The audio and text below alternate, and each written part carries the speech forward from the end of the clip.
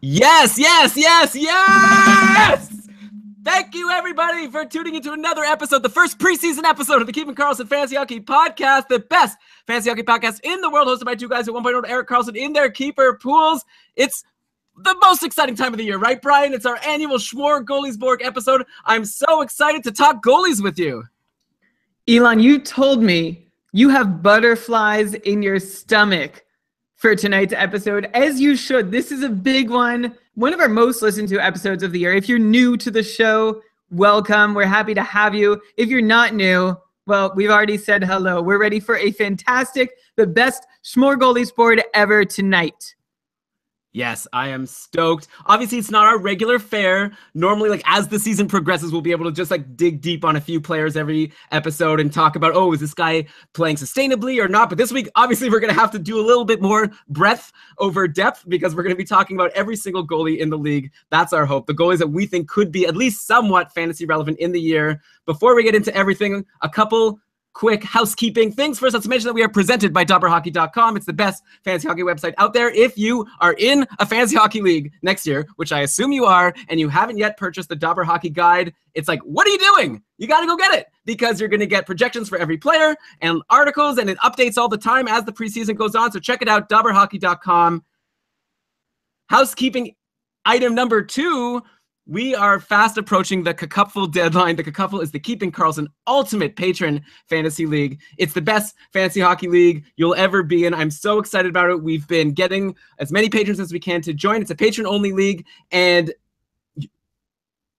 you're going to be competing against all of the, most intense fantasy hockey players because it's the people who are supporting a fantasy hockey podcast. So definitely, if you were thinking of joining the Cupful, the deadline is September 8th. That's this Friday. So we're going to talk about it a little bit more partway through the show, but I just wanted to throw that out there. The draft, by the way, is October 1st for everyone not in Tier 1. So if you're available on October 1st and you want to play in an amazing league with amazing people, check it out.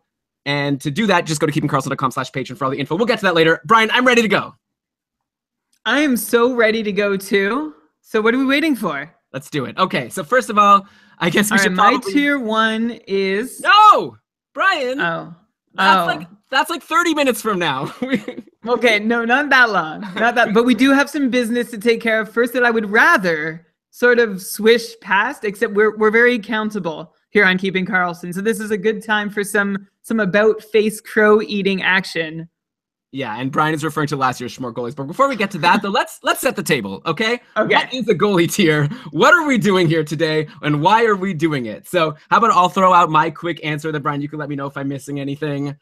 Basically, we're coming up with tiers, so we're going to be grouping goalies together. We're going to be going, these guys are Tier 1, these guys are Tier 2, and basically what that means is we think these goalies in most standard fantasy leagues, assume wins and save percentage, maybe saves, we think these goalies in a group together, that means they're pretty similar in terms of you should expect them to be pretty similar in your drafts. It shouldn't be that big a deal if you get a goalie in Tier 1, like goalie A in Tier 1 or goalie B in Tier 1. They're both Tier 1 goalies. You should be good. Why do we care about tiering? It's because it really helps you in your draft, because as it's coming to your pick, you want to know if you need a goalie, and let's say all the Tier 1 guys are gone and there's like 6 guys in your Tier 2 and none of them have been picked yet. Maybe you don't have to rush to pick a goalie next because you're going to probably have access to one of those Tier 2 guys in your following picks. So you could focus on another position like skater, like, forward or defense. But if you see a tier is running out, you have to rush and jump on that goalie, because if you don't take the next goalie, there's going to be a huge drop between him and the next available goalie. So that's why we're going to break everyone into tiers. Yeah, exactly. Tiering is like a way to pace your goalie drafting. It's all about knowing when to reach for a goalie and when you can just sit back, because the next like 5, 6, or as you might hear tonight, the next 9 goalies are all of about the same value. So you need to grab the first one of those 9 if those are the only ones left. Okay, so hopefully you guys get the gist. And by the way, you don't have to only do this for goalies. We like to do it on our show. We do our goalie-only episode. I guess theoretically we could do a left-wing episode and a center episode. It would be the same thing. I'd recommend when you're preparing for your drafts, you should tier every position so you could decide when it's your pick. Should I pick a defense? Should I pick a center? Should I pick a left wing? But today, it's going to be all goalies all the time. We'll see if we even mention a player who's not a goalie. I guess we probably will, because goalie success obviously depends on the rest of the team. Okay, one last thing, Brian. Like you said, let's eat some crow. I listened recently to last year's Smörgoåliesbord episode, and I mean, we didn't exactly get everything right. So we'll admit it. I want to look into what we did wrong and if there's any lessons we can learn from it. I'd say the first thing that we got wrong, or the most major thing, is we had the Vezina Trophy winner, Sergei Bobrovsky, all the way down in tier 5. Oh my gosh. I was listening to it like, oh, I hope we say Bobrovsky soon. I hope we say Bobrovsky soon. And just time kept ticking and ticking. And he went all the way down to tier 5. I guess, it made sense why we did it, right? Like he had been going down and down and down every year the previous season. So not last year, but the year before. He got injured. And when he came back, he really struggled. And Korpisalo was looking like a really strong contender to steal stars from him. And Columbus also just didn't look like a really good team. They didn't even make the playoffs the year before. So that's why we had him so far down. So I guess my question now, Brian, is who could potentially be this year's Bobrovsky? Who's a goalie who was at one point good and then has been struggling for a long time, and now going to this season, a lot of us see as him being like on a bad team or like just doesn't have anything left, and he's going to totally surprise us and make us look dumb. Do you have anyone off the top of your head? I have a few. Well, I would love to hear yours. The true answer is if we knew that, we would all be billionaires. Or, well, I don't know if billionaires, but we would all be crushing it. Like there'd be something special. No, we'd have a casino named after us, like Biff and Back to the Future 2. Yeah, that would be exactly what happened. And there are reasons, which I'll get into when we talk about Bobrovsky in his current tier this year. And spoiler alert, he's moved up on my list somehow. But actually, I have a few guys that I was tiering in tier 4 and 5 who I feel like could do the same thing that Bobrovsky did, and I hope they don't make me look foolish. How about like Jonathan Quick? I'm going to throw that out there. Not that I believe in it, because I definitely didn't believe in Bobrovsky doing it, but I'm just trying to pick someone who I feel has had a small fall from grace and is capable, at least, of putting, 40, 50 elite level games together.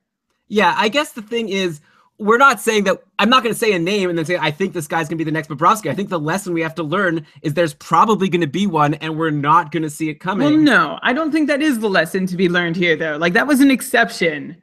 But I feel like every year, I'll bet you there's going to be, when I re-listen to this episode next year, I'm going to be being like, oh, if only I said this goalie, because that was clearly the answer. Maybe someone like Corey Schneider, who's on a team we don't think is very good, and he really kind of sucked last year, and we've all moved him down all of our tiers. And I'm not saying necessarily that I think Corey Schneider should all of a sudden be back in tier 2 just because I think it's possible that he could pull a Bobrovsky, but I think he's the type of guy, maybe a Lundqvist, who a lot of people have given up on at this point, as he keeps on getting worse and worse. Maybe like Semyon Varlamov, if you want to get really crazy. Like, it seems so crazy. But last year, Bobrovsky was in tier 5, like lower than Varlamov was, and I re-listened to it. So, I mean, we thought it was just as shocking for Bobrovsky to do what he did as I think it would be for Varlamov to do the same thing. So throwing it out there, who knows? There could be one. We don't know who it is. We're going to do our best, obviously, as we go through our tiers to predict what's going to happen. But I'm just predicting right now that I think there's going to be someone really low who's going to end up high that like has been good before, or at least that's what happened with Bobrovsky last year. Like, that's not the boldest prediction to make. And like I did just say, it doesn't happen every year. And I still don't think it's bound to happen this year just because it happened last year. If only we could hit the flux capacitor and figure it out somehow. I don't know enough about the movie to know if that reference landed or not. Okay.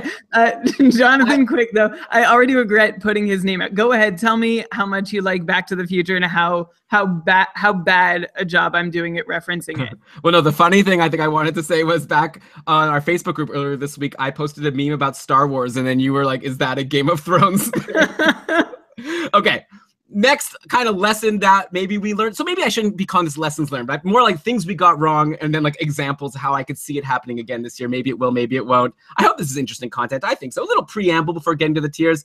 There's no such thing as a sure thing for save percentage. I think going into last year, we all thought, again, let's talk about Corey Schneider. We all thought of any goalie, like guaranteed Corey Schneider is a lock to give you at least 920. Maybe he won't give you the wins, but if you want to focus on save percentage, go ahead, grab Corey Schneider and you're set. And then look what happened. He had like less than league average, a disaster of a year. So again, like when you go into your draft, obviously there's some goalies that we're going to be a lot more confident in, but anything could happen. Anyone could fall from grace. Maybe Carey Price this year will be below average. No, I don't expect it to happen, but I didn't expect it to happen for Corey Schneider last year. So just throwing it out there as another thing that happened that we definitely did not predict.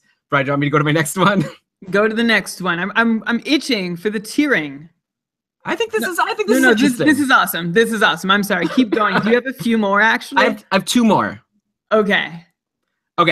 Someone who was abnormally good last year could fall back down and be bad. So last year at Smörgoåliesbord, we had Ben Bishop. I think you had him in your tier 2, and I have him like in my tier 1, or we debated whether he should be there because he had an amazing season the year before. I believe he was a Vezina finalist. And if you look at Bishop's save percentages over the last few years, 924, 916, 926, and then 910 last year. So he's totally been bouncing up and down and up and down. So maybe there's a goalie this past season that did really well after not being good before, and now we're like just deciding, hey, all right, this guy's good again. Let's all draft him just for him to fall later. I mean, the obvious name that comes to my head is Sergei Bobrovsky. Maybe he's going to be the Bishop of this year, a player who now we're like, oh, I guess he's good now. Everyone, let's draft him really quickly. And then all of a sudden he's going to fall back. Maybe a Craig Anderson also, who we had sort of given up on. And then he had a really good year last year, but who knows what's in the future. Okay, my last lesson or mistake, and Brian, I'll just let you take this one because I have no idea what we can say about it. But we had a bit of a debacle. I think the worst thing about last year's Smörgoåliesbord was our analysis, or at least maybe your analysis, I'm going to say. It was fine. I own it. Marc-Andre Fleury and Matt Murray. Brian was pretty sure that Marc-Andre Fleury was going to end up being the starting goalie in Pittsburgh, and he would be a steal in drafts because everyone was thinking Murray was the guy since he won the Stanley Cup the previous year. Obviously, that didn't happen. Fleury not only didn't win the starting job, but he had like a below average season when he did play. He was just like pretty terrible. So, Brian, anything you've learned from this? Is there any example of that you could take from this for next year? I think the lesson, I don't know. First off, I think I was going out, like I definitely made sure I demarcated that tier as being risky, although I got all of it wrong. My fearless predictions were that Fleury, Mason, and Hellebuck would be their team's outright starters by the end of the season, and neither one achieved that. So that was pretty, like, it's okay to make one fearless prediction and be off, but 0 for 3 on that one as a group. So yeah, that was a big loss. I guess the lesson is my hope was that Fleury would get in and do what he's done so many times, which is get into the Pittsburgh net and have a really great regular season. And then maybe Murray would work himself into a timeshare, but I did not see Fleury's collapse. Like, imagine if he started the year the way he started the playoffs. Maybe a similar trajectory would have followed as it did in the playoffs. Like, he played well until they're like, well, actually, things really matter now. So Matt Murray gets in the net. I think maybe the lesson is to consider the effect of internal competition, which is something that Marc-Andre Fleury hadn't faced in a long time, as well as, I mean, this is also always something we talk about with age, you know, an older goalie being someone who you have to watch for decline, but consider what teams are looking for now, and maybe they want the younger guy to succeed, although Marc-Andre Fleury really didn't offer them an option. They had to go with Matt Murray. Well, neither goalie offered them much of an option because Matt Murray was so amazing, well above average. So, you know, both he and Fleury made the choice easy for Pittsburgh. I would say like the closest example I could think of for this coming season is maybe Reimer and Luongo in Florida. Like, we all recall, or at least maybe some of you do, that by the end of the season, James Reimer stole the job from Luongo before Luongo just got injured. And then Reimer was the de facto #1 goalie. But even before Luongo got injured, Reimer was getting the majority of starts. So people going into this season thinking, oh, but, you know, it's Luongo. I'm sure he'll just like take his rightful #1 job back. Maybe not. Maybe it'll be another Fleury Murray situation. Okay, Brian, that's all the table setting. I'm done. Let's get into it. So we've both worked out our tiers of how we think the goalies should be ranked. And I know you did a lot more research into it than I did. I sort of just thought about it and looked at their raw numbers, but I saw you made some fancy spreadsheets and you referenced a lot of stats that I don't even know if I've heard of all of them. So why don't you quickly explain to the listeners how you went into coming up with your goalie tiers? And then finally, we'll get to tier 1, I promise. All right, so what goes into the mix when we're tiering goalies? How do we decide who deserves to get where? So there's first just stats, right? We look at these numbers, and the numbers that I have focused on in my spreadsheet, and which, by the way, some things I manually had to enter, like matchup names with other spreadsheets. I smushed a bunch together. I'll credit them all at the end, but this is just a lesson. Well, maybe not a lesson because I supported these stat sites and they still disappeared. But if you haven't yet pledged to the Corsica campaign on Patreon, or Mika Blake McCurdy's Ineffective Math, his Hockey Viz campaign, go ahead and consider doing that just to support the fact that these are open public sites. That's what we do. And if you use them, go ahead and do it. But the things that I have cobbled together to judge goalies and tier them this year are wins, which is pretty self-explanatory, save percentage, also pretty self-explanatory, even strength, save percentage, which for those who are tuning in for one of the first times, that's a save percentage that helps stabilize things, because penalty kill save percentage and power play save percentage are both pretty variable from year to year for a goalie. You can expect most goalies to regress to the league average in a normal year. And what even strength save percentage does is it takes those out of the mix, because sometimes there are wide swings in variance. You'll have a goalie who had a really good or really terrible penalty kill save percentage, and that will affect their all situation save percentage too much, and it'll fool you. It'll be a smokescreen for how they really played most of the time, because think of how many minutes a goalie spends on the penalty kill in a season and how many shots a goalie faces on the penalty kill, and compare that sample with what they see at even strength. So that's why... Well, yeah, also, you don't know from year to year how many times this goalie is going to be on the penalty kill. Maybe this goalie just happened to be unlucky and was on the penalty kill more often than usual, and that affected their overall save percentage. So it does make sense to just look at 5-on-5 to sort of normalize for all the goalies, because obviously you're going to have a lot tougher time when your team is shorthanded. Yeah, exactly. There's no predictability or repeatability in how many penalty kills there are for a team in a year. Although every NHL team thinks that they're personally victimized, there's just no way to really know, right? You don't project how many penalties a team is going to draw or take. So you can't make any big guesses about, oh, this goalie is going to spend more time on the penalty kill, or last year they were amazing on the penalty kill, next year they're going to do it again. Both those statements are probably things that you shouldn't be wasting your time with. And that's why even strength save percentage is so important. It takes out some of the noise and focuses on the biggest sample we have, which is when teams are playing at 5-on-5. I also look at the 3-year versions of both all situation save percentage and even strength save percentage, just because we're not going to make any decisions based on 1 year of play. We're going to try and broaden our sample so that we have more confidence in the data we're using. Also, Elon, I just wanted to mention, a lot of people say, well, even strength save percentage isn't a stat in my fantasy league. Like, my fantasy league is all situation save percentage. And I just want to reiterate the point. Yes, it is all situation save percentage. But if you're making judgments and predictions and projections based on that all situation save percentage, you're missing a big part of the picture. And that is those hidden numbers that are washed out and not counted in even strength save percentage. All right, the rest of the stats that go into the mix. We look at quality starts percentage, which is when a goalie faces more than 20 shots and has a higher than league average save percentage. There's also like another way they can do it when they face less than 20. If they stop 18 of them and get the win, that also counts as a quality start. And these are really good signifiers of if you can trust a goalie in your active lineup. Like, we all know that goalie who you're afraid is going to blow up your stats half the time. Even if he rewards you the other half of the time, that's still not great. So a good quality start percentage, the tops last year were above 60%. The rest of the next bit of the pack was around the mid 50s. That's a good quality start percentage. If a goalie can give you a quality start 55% of the time, that's a start. And then obviously it gets worse below that. So that's important. You have to be able to depend and rely on a guy and not be so afraid that he's just going to wreck your numbers half the time. Okay, I'm going to keep going. Are you still with me? I'm with you, Brian. Actually, okay. No, but wait, like off the air, I hear a big echo on your side. Like, are you like talking into your thing correctly? I will move it further into the booth. Yeah, it's very echoey. Yeah, I'm sorry. Well, as you know. Also, this part's kind of boring. You should like move through it fast. So I actually think it's the most interesting. Oh, okay, cool. Huh. Okay, I'll move through the rest quickly. Or maybe like give an example of a goalie as you do that. Oh no, or whatever. Okay, go. Well, I have the whole show of examples. Yeah, so you said, am I still with you? Brian, yeah. Brian, I am with you.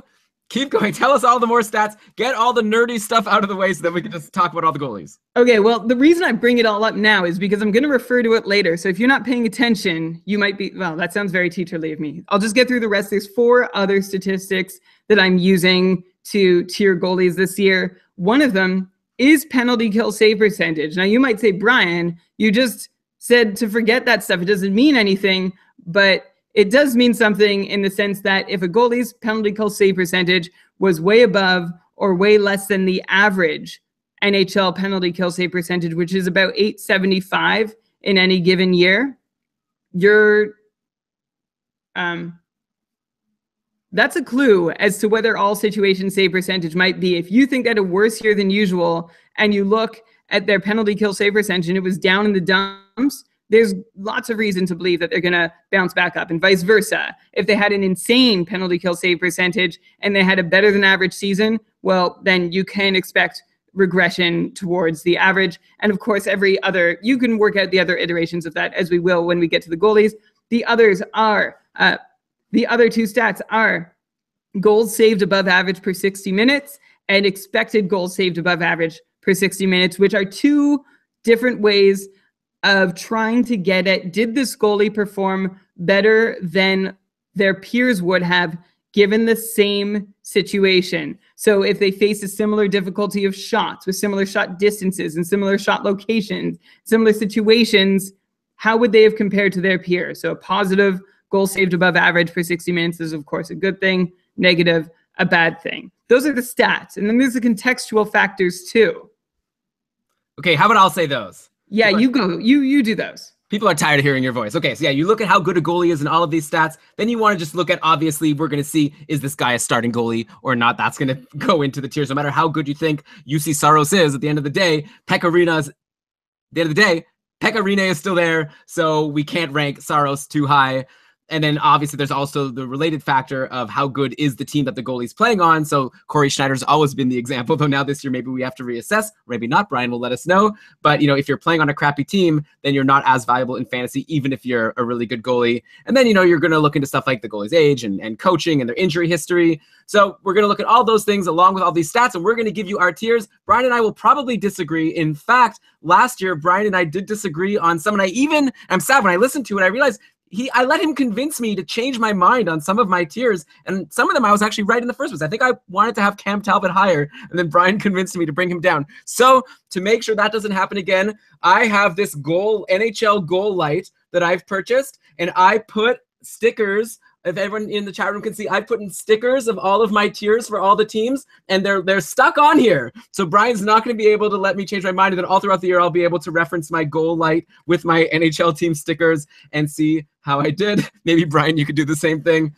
I just want everyone to know it's as ridiculous as it sounds. Like, I suggested Elon do it based on projected ranking in the league, but no, he's showing it.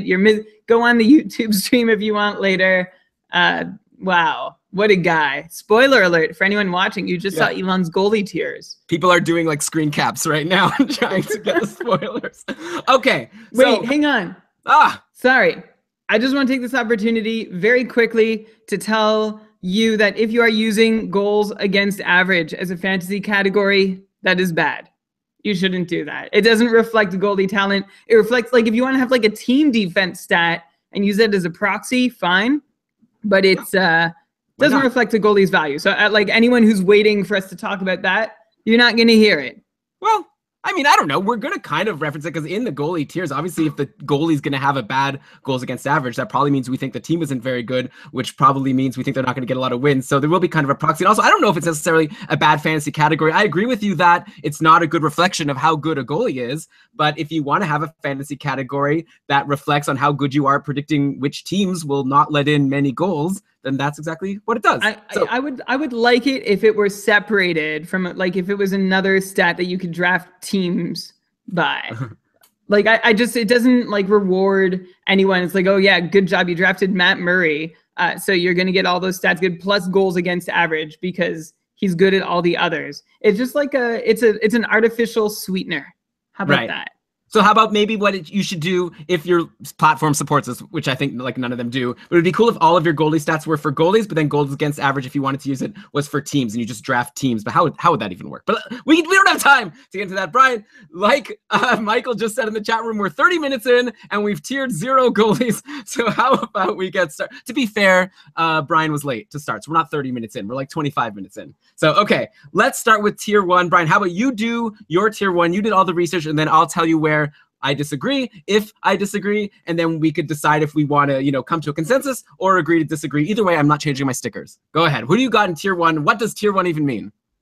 All right, tier 1 means you've got an excellent goalie on an excellent team, or those two factors balance out to mean the same thing as being an excellent goalie on an excellent team. You've got goalies that you can rely on, you can depend on. These are the ones who are worth grabbing in the first round if you feel so inclined to take a goalie in the first round. And my tier 1 consists of 3 goalies.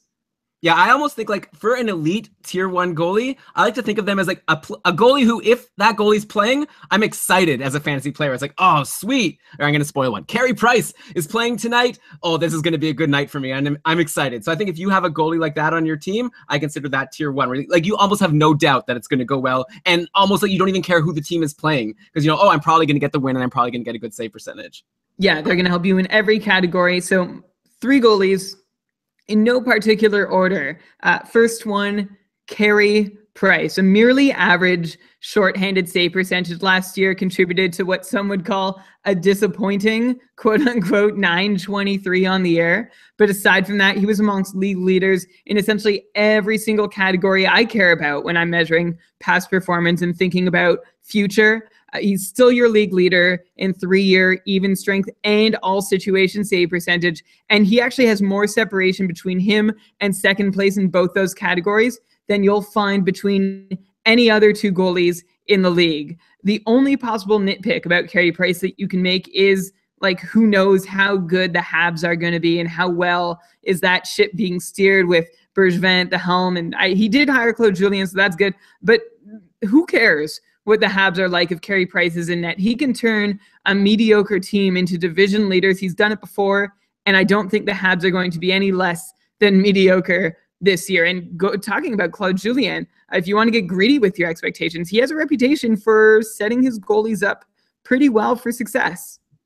Yeah, and I just feel like, obviously that's going to be the thing. In fact, Chris in the chat room said Montreal will be one of the worst teams in the league this year. The thing is, even if I wanted to agree with you in terms of looking at the rest of their roster, I feel like just because they have Carey Price, they're going to win a lot of games. Like, Carey Price is going to win games for them. That's how good he is. That's how good we hope he'll be if we're drafting him high up. I actually feel like in general, I might just say this now before we get to the rest of tier 1. I don't think I'd be drafting a tier 1 goalie, any of them, because I feel like there's going to be a lot of parity as we go down. I've got a lot of goalies who I think could be this year's Bobrovsky, and like also I just feel like it's so hard to predict which goalie is going to really disappoint you, who's going to be the Schneider, who's going to let you down. So I feel like I would rather use my top pick on a sure thing skater, like a Tyler Seguin or whatever, instead of taking one of these tier 1 goalies. But if I had to take one, especially if my league counts a bunch of rate stats like save percentage and even goals against average, I'd be very happy to have Carey Price. Yeah, let's be clear. If you're drafting a goalie with your first pick in a draft, you should, I hope you've got a good plan if in case the goalie gets injured. There can be a lot of variability in what happens with goalies. Injuries, even goalie coaches sometimes seem to affect things. And also, like Elon said, you might get better value out of someone else. Just pay a lot of attention to your categories. I think, Elon, you and I might both be over picking goalies in the first round. You made that mistake last year. Yeah, in one of my leagues, I picked Carey Price actually in the first round. And like you said, he was okay. He was really good, but maybe not first round worthy, though we do think he could do better if he could improve that shorthanded save percentage, I think is what you said was down. But also maybe it's like overrated how bad Montreal is. Like, they're not so bad. Like, if you look at I remember thinking like, oh, this defense and like and Markov didn't come back and they didn't get someone to replace him. Like, they're going to be a disaster. But if you take a look, like, they have Weber, Alzner, who's okay. I know, like, you're going to be like, oh, they spent too much money on Alzner. He's not even that good, but he's fine. Like, Petrie's fine. Schlemko's fine. Jordy Ben is fine. I think Brandon Davidson might be fine. Like, they're not they're not like New Jersey, I don't think, on defense. Like, I feel like they have serviceable guys. Like, it's not the kind of thing where it doesn't matter. Carey Price is a tier 1 goalie regardless of the team in front of him. He can win games. He can get a team to the conference finals all by himself. The Habs need to hope. Anyway, enough about the Habs. Next tier 1 goalie, Matthew Murray. Yeah, this one's a bit controversial. I asked on Twitter yesterday who should be in tier 1, and a few people were saying Matt Murray doesn't make the cut. Last year, you didn't even think he was going to be the number 1 goalie on Pittsburgh, as we've discussed.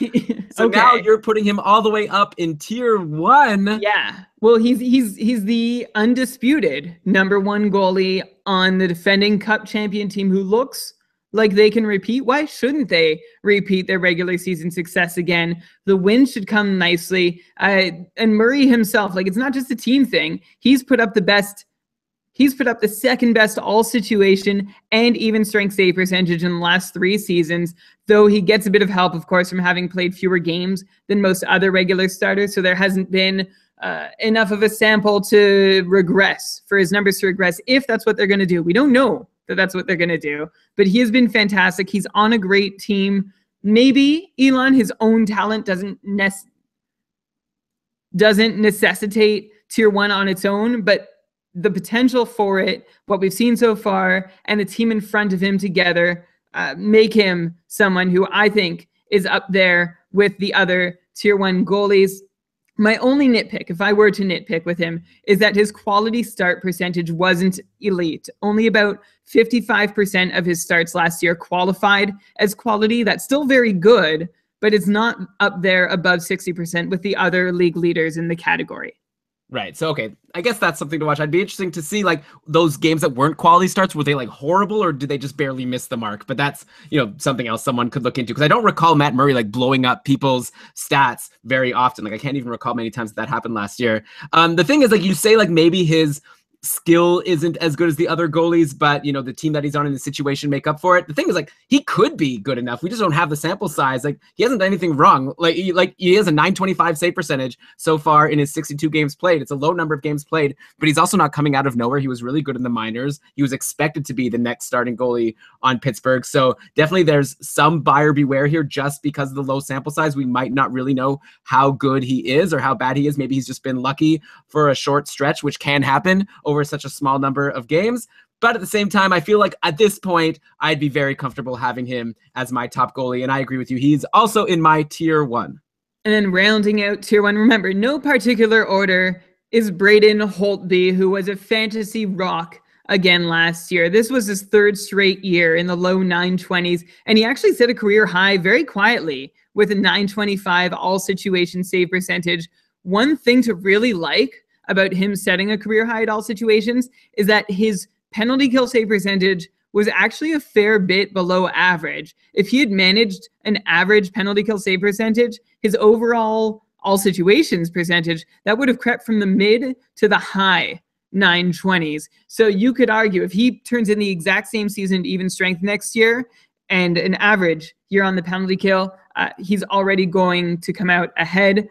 My nitpick with him is, will Washington be good enough for him to tie for first in the league in wins again? He had 42 last year. Again, good enough to tie for the league lead in the category. There is talk, especially if Ovechkin isn't what he used to be and Oshie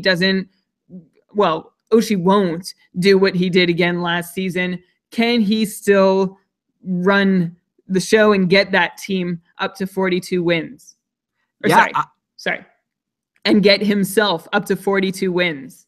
Yeah, that's another maybe controversial one. I've been seeing a lot of people saying that, okay, Holtby's out of tier 1 at this point. Washington's not going to be as good. They are still a well-coached team. They still have a lot of good players. Even, if you take away Ovechkin and Oshie, I don't know, obviously you lose some wins there, but they still have a lot of really good star players in Kuznetsov and Backstrom, and on defense with John Karlsson and whoever. I could just mention a bunch of players on Washington. Don't let me bore you with my knowledge of players on the Washington Capitals. But I think that you have to keep him in tier 1 at this point. I think he's still a really solid guy that you can be confident whenever he plays, you're going to have a good chance to get the win. Maybe we'll get surprised next year. I'm, of course, very nervous about goalies going into this year after last year's Smörgoåliesbord, but I feel like we'd be remiss to not put Braden Holtby in tier 1. Brian, the chat room is cracking me up here with how you said Matthew Murray, and now they're asking that you say every player by their full name, including Cameron Talbot, Jonathan Gibson, and Benjamin Bishop.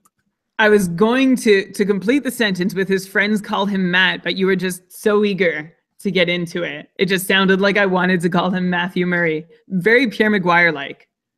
I want to also point out Chris wrote The Curious Case of Benjamin Bishop would be a good team name. I agree.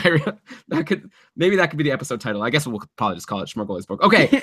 Yes. Yeah. I think we have one, but I'm saving that one for later. I agree with your tier 1, Brian. No disagreements. So wow. There we go. Through one tier, we're in agreement. Those 3 goalies, I think, stand above the rest. Probably for some people, a noticeable absent goalie there is Sergei Bobrovsky, our new 2-time Vezina Trophy winner, last year's clear top fantasy goalie. He had a ton of wins. He had like a .930 save percentage. He was unreal. So why don't we go into your tier 2 by first explaining why Bobrovsky's not in tier 1? Well, let's just rewind the tape a little bit before he had this season. He had 4 consecutive years of decline that we attributed to injury and some Columbus Blue Jacket team turmoil, and he bottomed out at 908, which is just unacceptable in fantasy hockey and real hockey, before bouncing back to 931 last year. Now that bounce back came on the strength of a top 10 penalty kill save percentage. He had an 891. The league average was, like I said, somewhere in the 870s, and he also had a really high 972 save percentage while his team was on the power play. That number is usually lower. That's not to discredit him and say he was just lucky last year in these 2 small sample situations where he excelled, where there's been no evidence to show that you can repeat that. Like, that's not a skill to be a great penalty kill goalie or a great power play goalie. It's just something that sometimes goes up and sometimes goes down. And no goalie has shown a consistent ability to really perform above average. Bob is not a guy, though, who built his previously high-end success on luck. Like, I don't want to take that away from him. Amongst regular starters, Bobrovsky is still a top 10 goalie in even strength save percentage in the last 3 years, even with the rough patches he's had. So on the whole, I'm still ready. Even if those numbers on the penalty kill do regress, I'm ready to expect another good year from him, but would be really surprised if he were to get another 930 or more save percentage over 63 starts. I think anything above 920, that's where I'm setting the bar. That would be considered a success. I admit, and I'm ready to take some heat, that sounds low. But again, after a couple off years and those unsustainably high special team save percentages, I'm not ready to bet the farm even on a 925, which he's only ever achieved one other time in his career. Sergei Bobrovsky is a very good goalie. 930, out of the question, in my opinion. Yeah, I mean, let's take a look at his save percentages over the last few years, right? So he won the Vezina with a 932 back in 2012, 2013, then 923, 918, 908, and then 931 last year. So I agree with you, Brian. Maybe he could go back to that 923 that he had after his last Vezina win, and that would be fantastic. But 931 is so high. Plus, all of our concerns from last year, even though they didn't pan out, you could still go back and listen because some of them are still there, like they're still relevant in that he had been a bit injury prone. He was having issues. And as Nick Mercadante said on our podcast last year, I've gone back and actually listened to a lot of our goalie episodes from last year to prepare for this. And, you know, once a goalie starts getting injured, sometimes it's hard for them to be as good as they used to be. So obviously Bobrovsky was able to stave off injury and get back to elite last year, but it's still maybe a concern that he could get hurt or something could happen. Like, I don't want to say anything bad's going to happen to him, but I agree with you, Brian. I'm ready to say that he belongs in tier 2, which is a huge improvement over what we gave him last year. But I think that probably closer to 920, and I would expect Carey Price to have a higher save percentage before the year is out. And also, what do we think about Columbus as a team? Like, do you see them winning as many games as they did last year? Like, they went from a non-playoff team to, a Stanley Cup favorite. Like, a lot of people thought they'd go for a nice run. Of course, the playoff structure really screwed them over, and they had to play Pittsburgh in round 1. But, like, do you see them being as good of a team? Like, do you think that Bobrovsky can get another 41 wins? Yeah, sure. It's possible, especially if he puts the team on his back the way he did before. However, like, that's a place where you need to take some away because he picked up some of those wins completely on his own accord because he was playing so out of his mind. So if you're going from a 931 to a 920 goalie, some wins will fall by the wayside because of that. Like 35 should still happen. That shouldn't be a question, especially with his workload. 41 finishing second in the league, or actually third because there were a couple guys tied at 42. That might be a tall order. Okay, so Brian, we've named 4 goalies now out of the like 45 we're planning on talking about today. So let's go. Who else do you have in your tier 2? How many goalies are we talking in your tier 2? Oh gosh, let me count them, including Bobrovsky. 1, 2, 3, 4. Oh, I've got 6. So I guess Huh. we'll have a couple that, let's see if at least your 4 match 4 of mine. Well, So this is interesting because I have 2 more in a separate tier after tier 2. And then I have what I'm calling the party tier, and you have your party tier immediately after this. So we have the same amount of goalies leading into the party tier. I can't wait to find out if we're on track by then. I'll go my other tier 2 goalie. I'm only going with him now because I feel like people might be upset at me already especially if I wait any longer. Cam Talbot, okay? He's in the second tier. Yes, he's really good. He's pretty good. Actually, I'm still holding on to the Cam Talbot is pretty good mantle. He was last year's league leader in games played and games started with 73. I mean, Jonas Gustafsson was his backup, so you understand why that had to happen. But that's still 7 more than the next best mark of 66, which was held by Fredrik Anderson. He played, Talbot did, pretty marvelously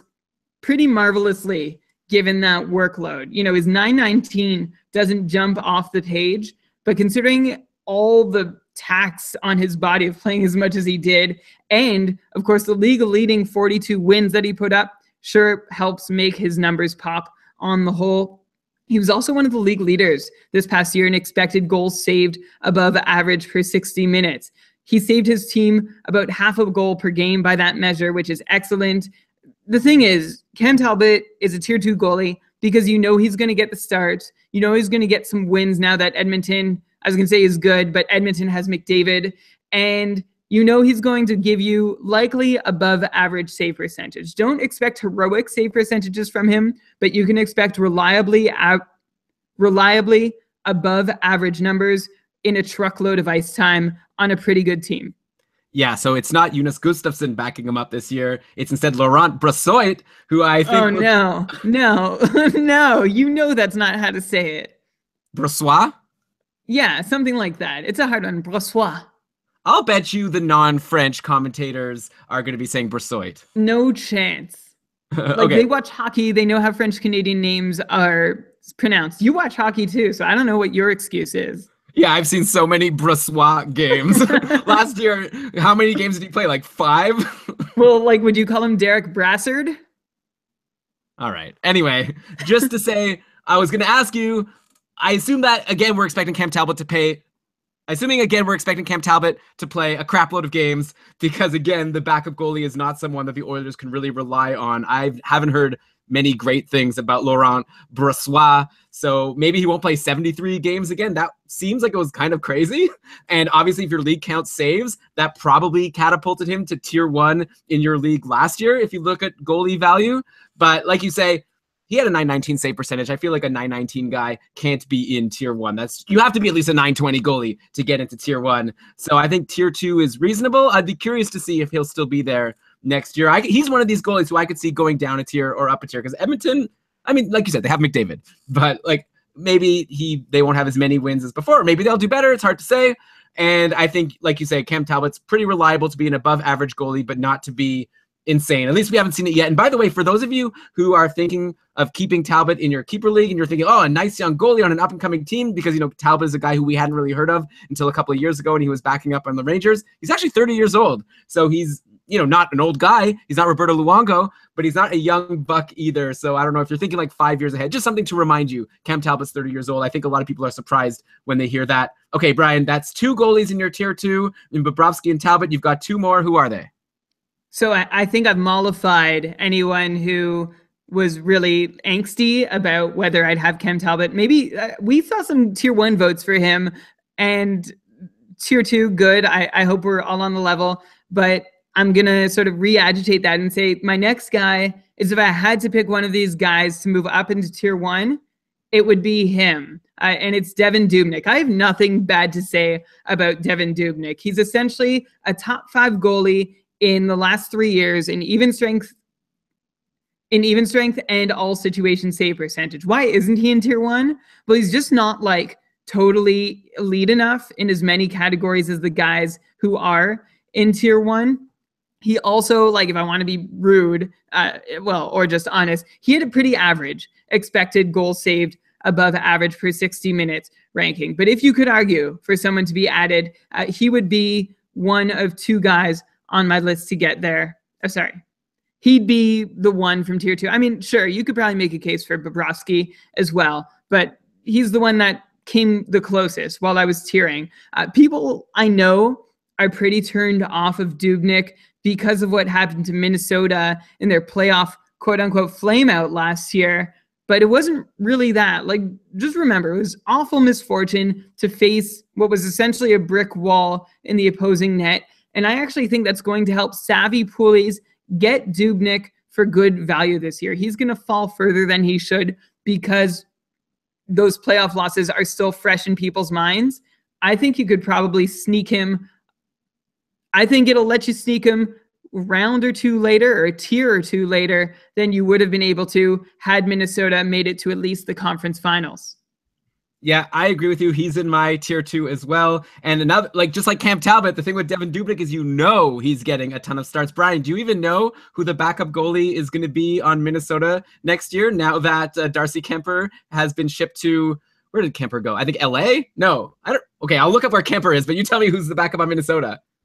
I know there are 2 competitors for it. One is Alex Stalock, who should not get the job, and the other is Nicholas Svedberg, who we barely know about. I don't have his numbers up in front of me, but he did get a little taste with Boston a couple years ago. I don't know. I haven't gone there yet to find out what he's been doing in the meantime. But if I recall, he was he was in 918 in 18 appearances, which is already reason enough to let go of Kemper and forget Stalock.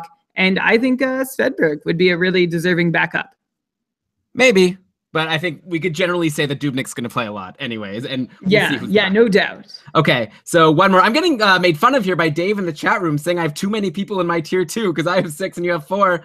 When I get to it, I think it'll make sense. I'd like to say my general goalie strategy, again, we'll sprinkle some drafting and like fantasy strategy as we go. I think it's a mistake to really separate goalies too much because there's so much variability. I feel like if you have a goalie you think is pretty much as good as someone else, we could argue till the cows come home about, is Dubnyk actually better than Bobrovsky? I think Bobrovsky should be a tier higher than Dubnyk or Cam Talbot, and we'll get to these others.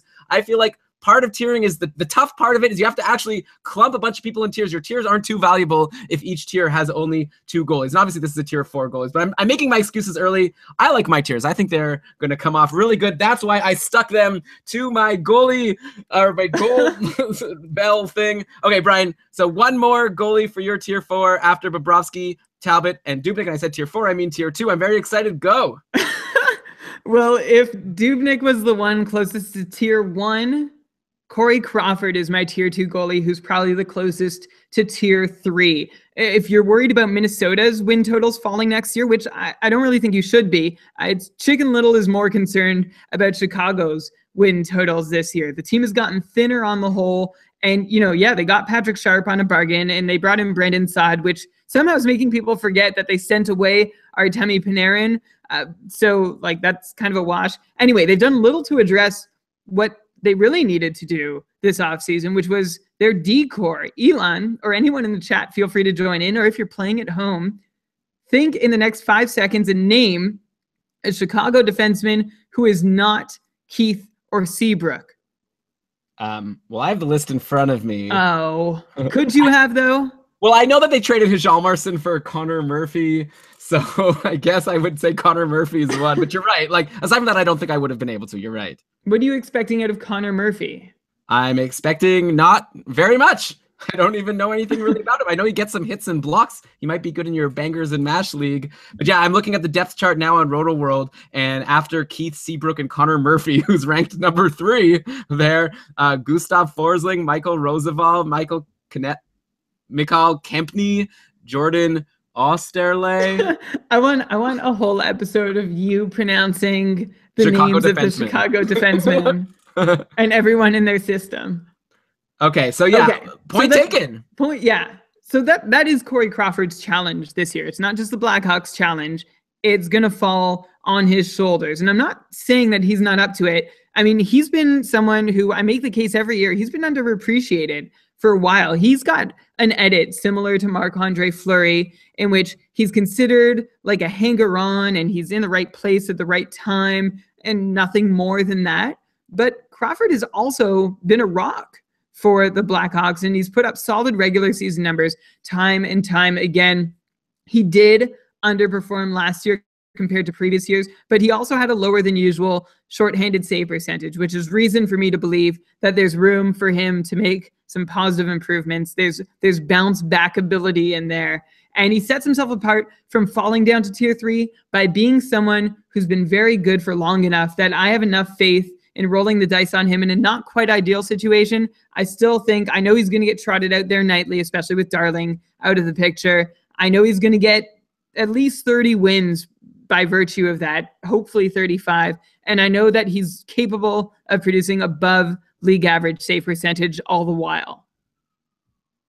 Yeah, and still, like, even though Chicago looks thinner, this is still a team with Patrick Kane and Jonathan Toews and Duncan Keith and Corey Crawford and net. Like, they're not going to be horrible. Like, I think that I'm still pretty sure they're going to be a playoff team next year. Maybe they're not going to be top in the West like they were last year. I'd be surprised if they could do that. I think they're getting in the playoffs. And if you could get a number 1 goalie on a playoff team who's a good goalie, like above average, as Crawford has been like pretty much his whole career, I agree. You got to have him in tier 2, though he is someone. I'm going to have a tier later on, spoiler, of goalies who used to be really good and now I'm kind of concerned about. And I was thinking of putting Crawford there, but I'm not that concerned about him yet. Okay, yeah, so no, there's no warning signs. Like, I have a similar tier as well. And he does not have the same red flags. Maybe they're coming, but they haven't risen the same way they have for the goalies who I do have in that tier. So those are my 4 members of tier 2 in 26.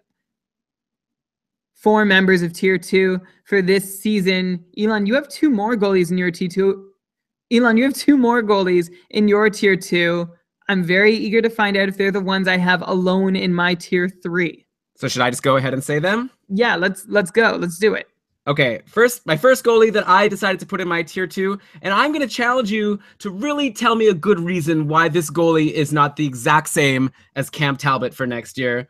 I got Frederik Andersen in there. I mean, really, what's the difference? Last year, Frederik Andersen also played a ton of games. He played 66 games compared to 73. Big whoop. I think you said Frederik Andersen played the second biggest number of games. Curtis McElhinney's the backup in Toronto, so I don't see much of a challenge there. He didn't have as many wins as Talbot last year, but Toronto's got a lot of up-and-coming prospects, just like Edmonton. Of course, Matthews, McDavid...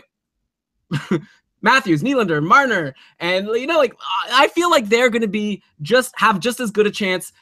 I feel like they're going to have just as good a chance to do well as Edmonton will. I don't see a big difference between Edmonton and Toronto for next season. I know like McDavid is McDavid, but Austin Matthews is Austin Matthews. So come on. Plus, Anderson had a .918 save percentage last year, and Talbot had a .919. But Frederik Andersen, actually, if you look at his splits, he was so horrible in October. He had an .876 save percentage in those 7 games. That totally brought his total down. Like, he was above clearly a .920 goalie for the rest of the season after that horrible start. So I think if you take out October, he was probably even a better goalie than Talbot last year, at least in terms of raw save percentage. Brian, I'm sure you'll get into the even strength save percentage and all of that. But I feel like if you've got Cam Talbot in your tier 2, why not have Frederik Andersen? I don't really see a reason to expect a large difference in their number of wins or their save percentage. Should I move on to my other guy, or do you want to talk about Frederik Andersen? Well, no, let me comment. I think it's a fair point that what's the difference between him and Talbot? One thing is 2,000 saves. We've seen 2,000 more saves from Cam Talbot, and that's not because Andersen has given up 2,000 more goals. It just means that we have seen more work from him. Like, I'm a little more confident that he is going to be close to 920 than I am Andersen. That said, 3,000 saves is what Andersen has, and that's thanks to a massive workload last year. And 3,000 is the number you're looking for. If you're trying to figure out at what point can we trust a goalie's career save percentage, that is essentially the point where things really start to even out and goalies stop, bouncing up and down in their career numbers. So I think he actually was able to remove a lot of question marks after last season when, what can he do when he doesn't have someone nipping at his heels, or, people didn't think he could outplay John Gibson. So can he be a league number 1? Yeah, I think he answered those questions very well. He was the second most frequent starter in the league last year and managed, like you said, Elon, just 1 save percentage point less than Cam Talbot. But the really impressive thing about him is that Freddie Anderson was last year's league leader in even strength save percentage, with a very high. Oh my gosh! You got this. I lost it. It's an hour in. Brian's hitting a brick wall. Oh no! No, that was Craig Anderson. Shit. So everything you said was wrong? Excuse me. No. Restart the show. No, he manages 1 save percentage. Yes. Okay. The old Anderson situation. Give me something I could edit, please. Well, unfortunately, I was looking at Craig Anderson's number when talking about. Okay. Just go back from when I finished talking about. No, I got it. He manages 1 save percentage point lower than Cam Talbot. Elon, I'm not concerned about inexperience. That sounds like the reason why I put him in tier 3. He could very well be in tier 2. I think, and this is crazy because he's the Maple Leafs goalie and there's always a premium on any Maple Leafs player that has any kind of upside.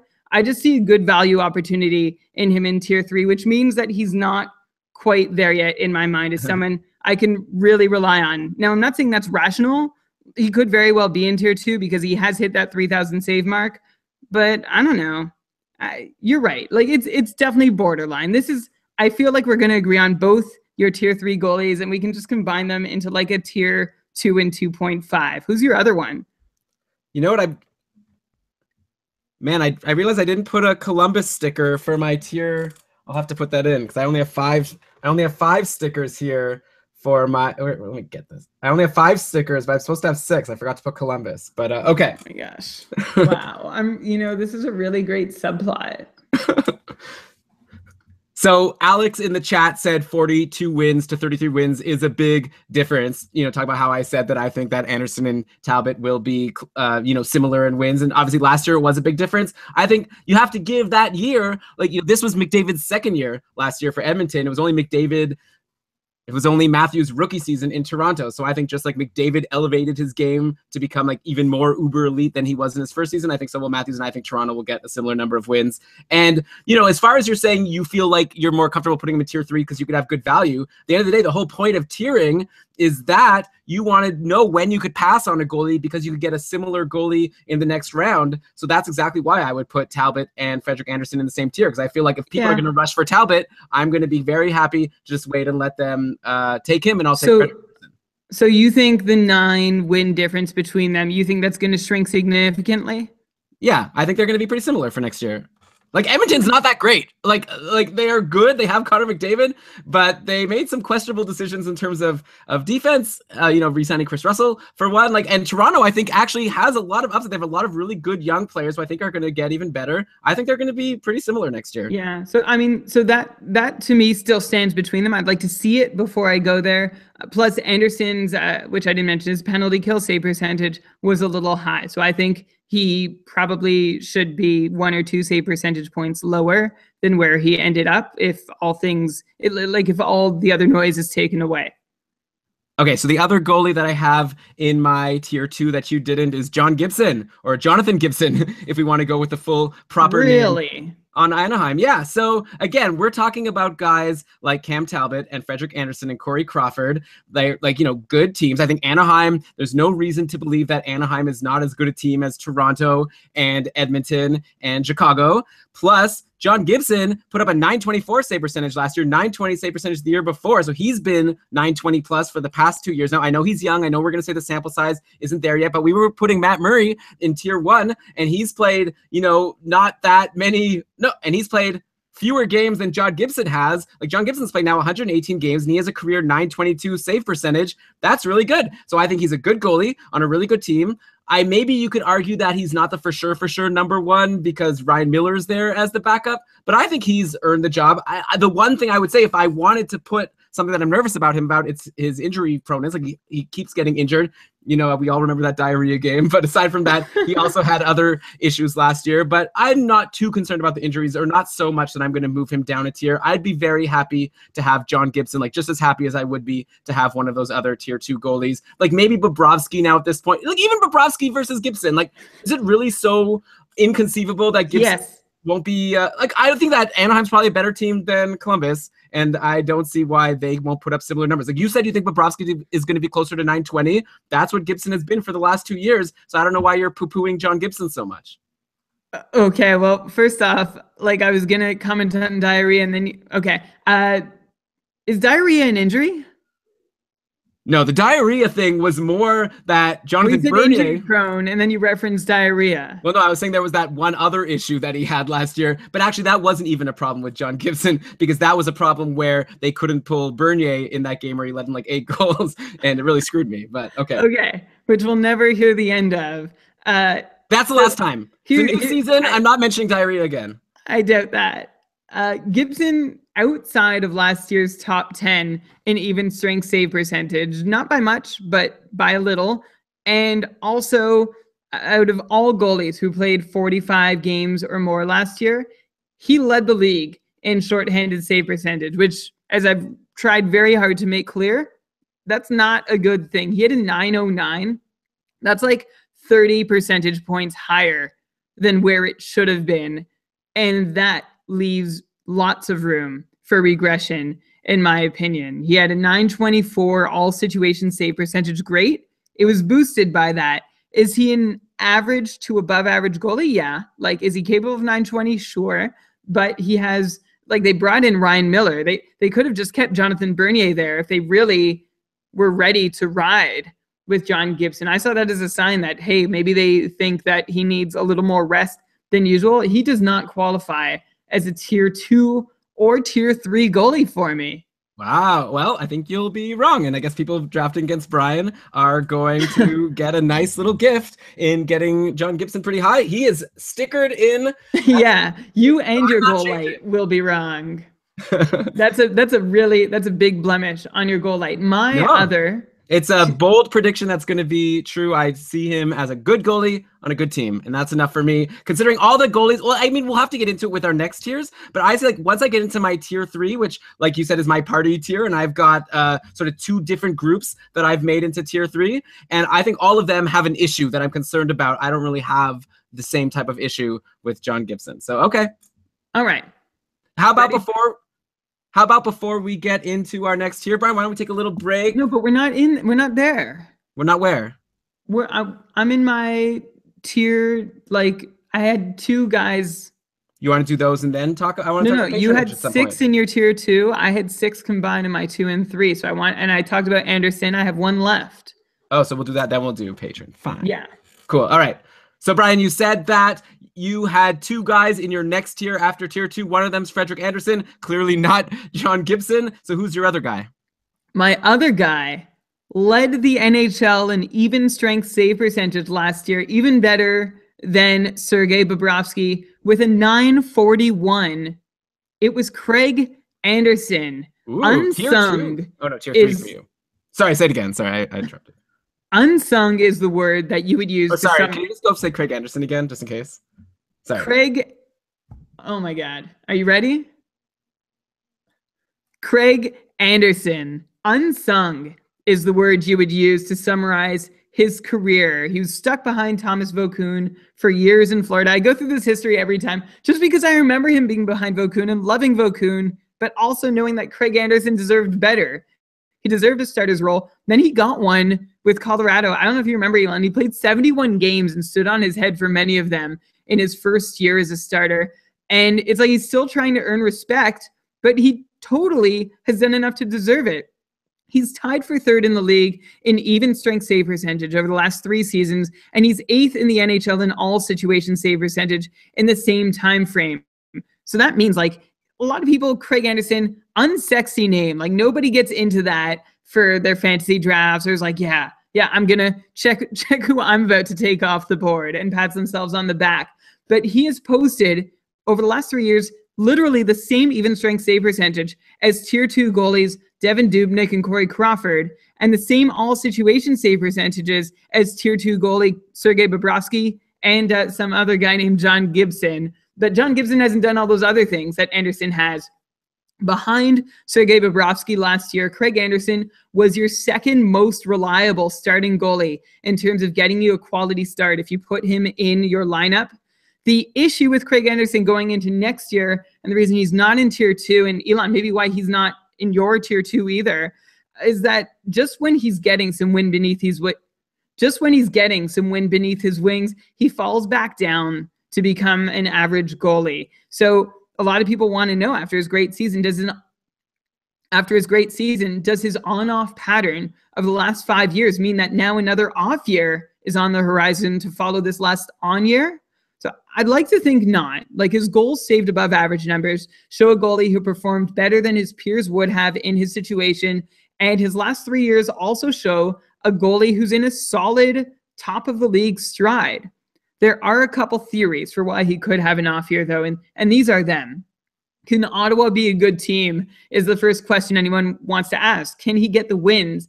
And I think that's going to be coaching related. Guy Boucher, remember in Tampa, people seem to figure him out. So we're going to see if Ottawa can find ways to win ugly again, to win games against all odds, games that they shouldn't be in. And Craig Anderson is going to need to be a part of that. I've heard the question, like, does Guy Boucher have an effect on goalies? Did he make his goalies in Tampa better? And did teams solve it and make his goalies worse in Tampa? And it actually took me through a really awful memory lane of Tampa goalies. Elon, I don't know if you remember, but before Guy Boucher was the head coach in Tampa, between 2008 and 2010, the team had a .904 save percentage with the likes of Antteri Niittymaki, Mike Smith, Kerry Ramo, and even Mike McKenna and Olaf Kolzig played a handful of games for them. Then in 2010-2011, Boucher's first year, they actually went down. They had a .903. That was with a tandem or a trio of Dwayne Rolison, Mike Smith, and Dan Ellis. The next year in 11-12, it went down to .893. So, like, I don't know, did other teams figure it out? Or was it just that Mathieu Guérin and Dwayne Rolison shouldn't have been NHL goalies anymore? Then, of course, he got fired the next season when the team posted back a .904 save percentage. So to answer the Guy Boucher question, I think he plays a factor in determining whether the Sens can win again with Anderson in net. I don't think he's going to have much of an influence on Craig Anderson's save percentage. The other question about Craig Anderson that people want to know, well, like, he's old, right? He's 36 years old. And yeah, there's less mileage on him, but that argument only goes so far. Like, I'm not even 36 and I've never played goalie in my life. And I'm pretty sure I'd have been better 5 years ago if I tried than I would be today. So, and you're tired all the time. And I'm tired. Well, I just work so hard on this podcast that I do. It's called, anyway, like, me putting him in Tier 3, like, it still feels a little risky, but I think it's where Craig Anderson deserves to be. Like, he's a top 10 goalie who is uncontested as his team starter. I think he's much less contested than John Gibson, has much more impressive numbers over the last 3 years, stood out amongst his peers in the category, even strength save percentages, that I value so much. So that is why Craig Anderson is in my Tier 3 with Frederik Andersen. So, Brian, I definitely think we might have our bet for the season. I'd love to go Gibson versus Anderson. We'll have to come up with exactly how to measure it, because I want to somehow make it an amalgam of save percentage and wins for, like, total goalie value. But I'm pretty sure I'd rather have John Gibson over Craig Anderson in my fantasy league next year. And it's not close for me. I will straight up go even strength save percentage. No, I'll take Craig Anderson. Brian, you're not listening. No, I heard you said amalgam of save percentages. I want it to be and wins. Like, I'm talking what we're talking about on this show. Okay. I have Tier 2. Like, I have Gibson in the tier. You what? I still might take you up on it. Okay, we'll have to just come up with something. Yeah, we'll have to come up with what it is. Like, Fantrax has a score, which I know Dave always makes fun of whenever I reference it, that's supposed to, like, take your league categories and come up with a score for how valuable the player was. Maybe we could look at how accurate that was for goalies last year. Maybe we could use that. But I think I think a lot of people would rather have Gibson over Craig Anderson in fantasy for next year. I think you're really down on John Gibson. He was, like, a goalie that had a high pedigree. Anyways, enough about him. He had a high pedigree, though. Yeah, no, we don't. You made your case for him. I shot it down aptly. I presented you with a better goalie. I know your tail is between your legs, but you need to move on. Walk away. Yeah, well, we'll find out as the season goes on. That's what I want our season bet to be who's the knowingest, Karlssonite, whatever, the Karl smartest. That's what we'll discuss. Okay. Anyways, now I've got my tier 3, which, by the way, also just having Anderson above all these other guys that we're about to mention, I think is going to also illustrate that I think you have a bit too high. But anyways, maybe before we get into our next tiers, and we're all going to be even now. So now I guess it might be a little bit confusing, by the way, for people listening that we're like on my tier 3 and you just did your tier 3. Let's call it even, like at this point, right? We have Murray, Price, Holtby in tier 1. In tier 2, we both agree on Dubnyk, Crawford, Bobrovsky, and Talbot. And then there's a little bit after tier 2 where you lump some guys in who you think are similar, and Freddie Anderson and John Gibson. And I said Freddie Anderson and Craig Anderson are a step below the tier 2 guys, but still ahead of the rest. So I think we're even. Let's just call it. Can we call it tier 4 now, or is that too presumptuous? No, we'll call it tier 4, whatever. Anyways, for people listening at home, if you really want to be keeping track of who's in which tier for each of us, we're going to publish all of this. If you check out, what should we make it, Brian? keepingkarlsson.com/goalies, and then it'll take you to a Google Doc with both of our tiers. And you know what? That's actually going to be something we're going to give to everyone for free. But moving forward, that's actually going to be a perk of becoming a patron of Keeping Karlsson, to get access to our notes. Yes, Brian? Yeah, but are we going to post the full show notes? Yeah? Yeah, why not? I thought we were just gonna post the rankings. I think. Okay, sure, just whatever. Just doesn't matter. Okay. Well, no, your segue doesn't make sense. It's not gonna work. It's fine. Ugh. Let me go. Let me be free. And actually, let's take this opportunity as we're not even midway through, but you'll notice we don't have any ad for this show, no promotion of any other product. We just want to talk about our podcast, and we want to invite you as we're going into the new season. This is our season premiere of our new season of Keeping Karlsson, our 5th season, by the way, Brian. And we would like to ask you to come aboard. Wow, the train? Come aboard. It's whatever. Okay. With us and support our show going into next season. We're going to ask you to be a patron of Keeping Karlsson. We have a Patreon set up where you can go and pledge $5 a month or whatever to support the show. And I feel like we're going to be giving you a lot of good stuff all throughout the year. And I hope that you'll think it's worth it. But if not, we're actually offering so many perks that it's how could you not? Even if you don't care about supporting the show, you're going to care about these perks. So let me run them down for you. First of all, the Keeping Karlsson Ultimate Patron Fantasy League. It's going to be a super fun league. We have a whole Facebook group for the league, and all year last year, it was full of trash talk and trade discussion. It's so fun. You're going to be in a league with really good players. You're going to play the best competition. Brian and I are commissioners. The world's best. You've got good commissioners making sure everything is legit. You're going to start in tier 5 if you're new. We have it all set up where there's 5 divisions in tier 5, 4 divisions in tier 4, all the way up to 1 division in tier 1, which is the ultimate tier, which what's his name?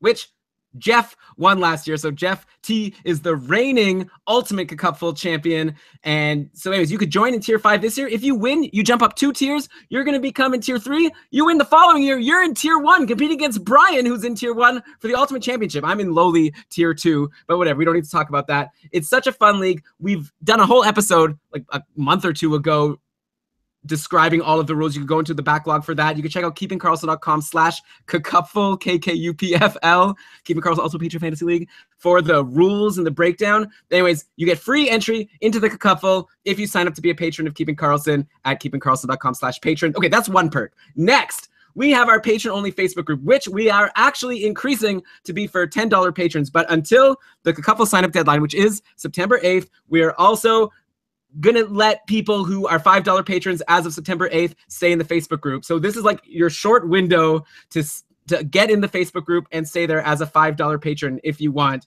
So the Facebook group, people are asking fancy hockey questions all the time. Brian and I are giving advice. We have our game day threads. We discuss everything. It's a lot of fun. There's a perk. Okay.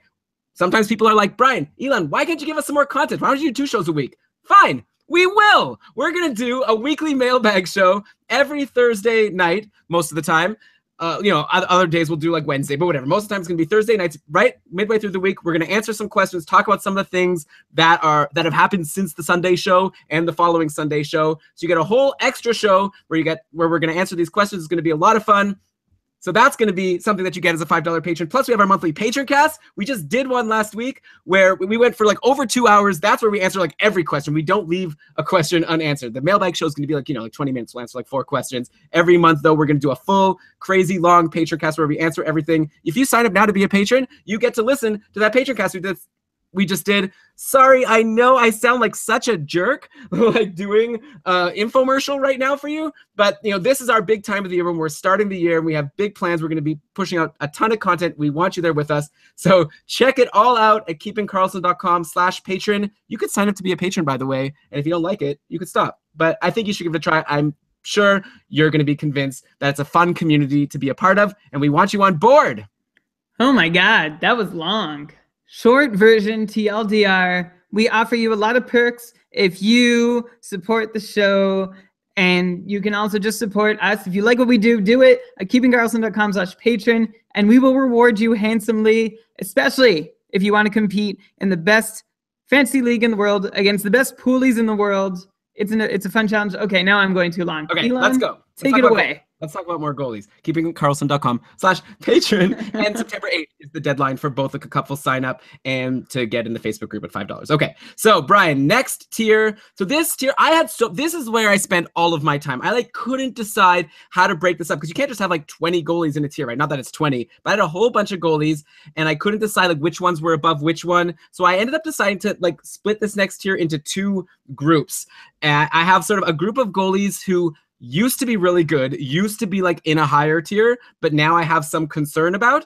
And then I have another group of goalies that are the opposite, the goalies that are on good teams and we expect that they should be good, but they haven't yet proven themselves enough to me to make it. I'm sure you're going to say John Gibson should be one of those guys. I think he's done enough for me. Anyway, so that's I have these 2 groups. I'm curious to know, how did you do your sort of party tier?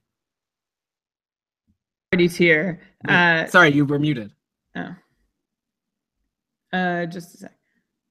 Yeah, so my party tier, the thing that they all share in common is that all the goalies in it have a significant question mark. The difference is where that question mark comes from. Is it from past performance and recent trends that we've seen from them? Or is it that I just don't know enough? There is not that past performance to reference and make inferences upon.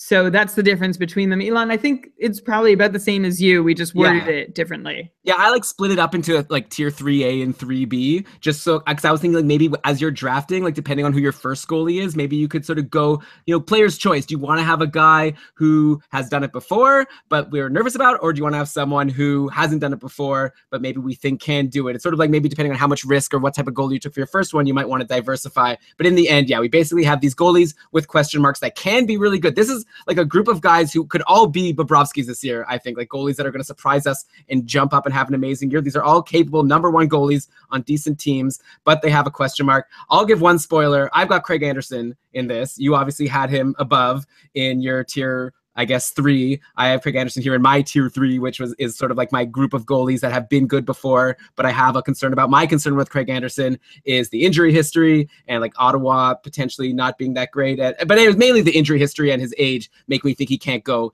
any higher. So Brian, why don't you go ahead, how should we do this? I guess you go ahead, name some goalies. Okay, maybe we can just trade back and forth and we'll call each other out if we disagree on one of them. So I'll start with my group. I call them goalies with a pass, and that's where the question marks come from. And this is the lowest I think he's ever fallen. This is where Henrik Lundqvist sits going into this season. You look at where he is and you say, well, can't you just bump him up a little? He's Henrik Lundqvist. He deserves to be there. He's not even in the top 15 goalies in all situation save percentage over the last 3 seasons. Now, he's still in the top 10 in even strength save percentage, and that's a testament to his elite past and persistent ability to compete even as he gets older, but it's still not enough to get him any higher. So another positive for him, I'm trying to throw the Lundqvist fans a bone, let you down easy. He finished the year with a quality start percentage in the high 50s, and that's actually very good. But there was a time at the start of the season where he could never string 2 quality starts together in a row. In fact, he would swing wildly the other way. So he'd had to have a great start and then an awful start and a great start and an awful start. And we tweeted about this during the season. I swear it was a pattern that carried itself over like 23 or 24 starts at one point, which doesn't do anything for you if you have him on your fantasy team, because he'll throw up a 930 one night and 870 the next night, and it doesn't even matter. So, and then what does that leave you with? Not very good numbers. Not very good numbers. He's 35 years old this season, which is, by the way, younger than Craig Anderson, but Lundqvist has played nearly 15,000 more minutes in the NHL.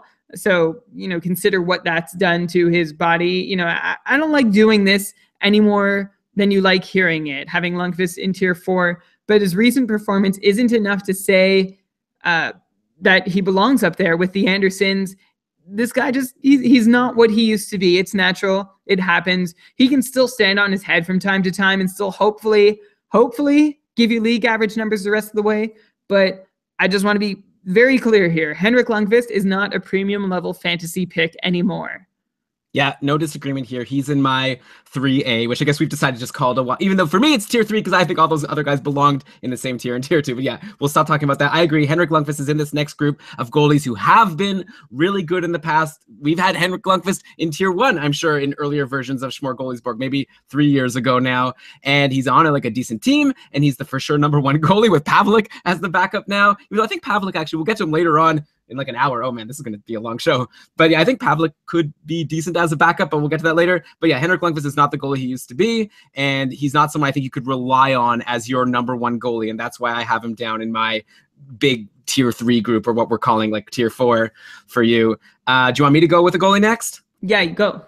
So I think another guy who I see very similar to Henrik Lundqvist is Tuukka Rask, who's another guy that we've in the past had super high, and he's had seasons that were like Vezina caliber seasons. He had 3 seasons in a row starting in 2011, 2012, where he had 929, 929, 930 save percentage. So 3 years of pretty much 930, which was like insane. He was looking like one of the best goalies in the league, right? When you put up numbers like that. But since then, it's been 3 years now, 922 the following year, then 915, and then 915 last year. And last year actually is interesting because Rask started really well. Like he was looking like, oh yeah, he was like, pulling up Bobrovsky himself, and like just coming out to a really strong start and making it look like the previous year had been an aberration, but then he totally fell apart in the second half of the year. Like this 915 save percentage really doesn't tell the story of his season last year, because if you look at the splits, it was more like 958, 932, and then by the end of the year, he was having months of like 882 and 895. So like just disastrously bad and ruining games for you. So there's no way I could have Tuukka Rask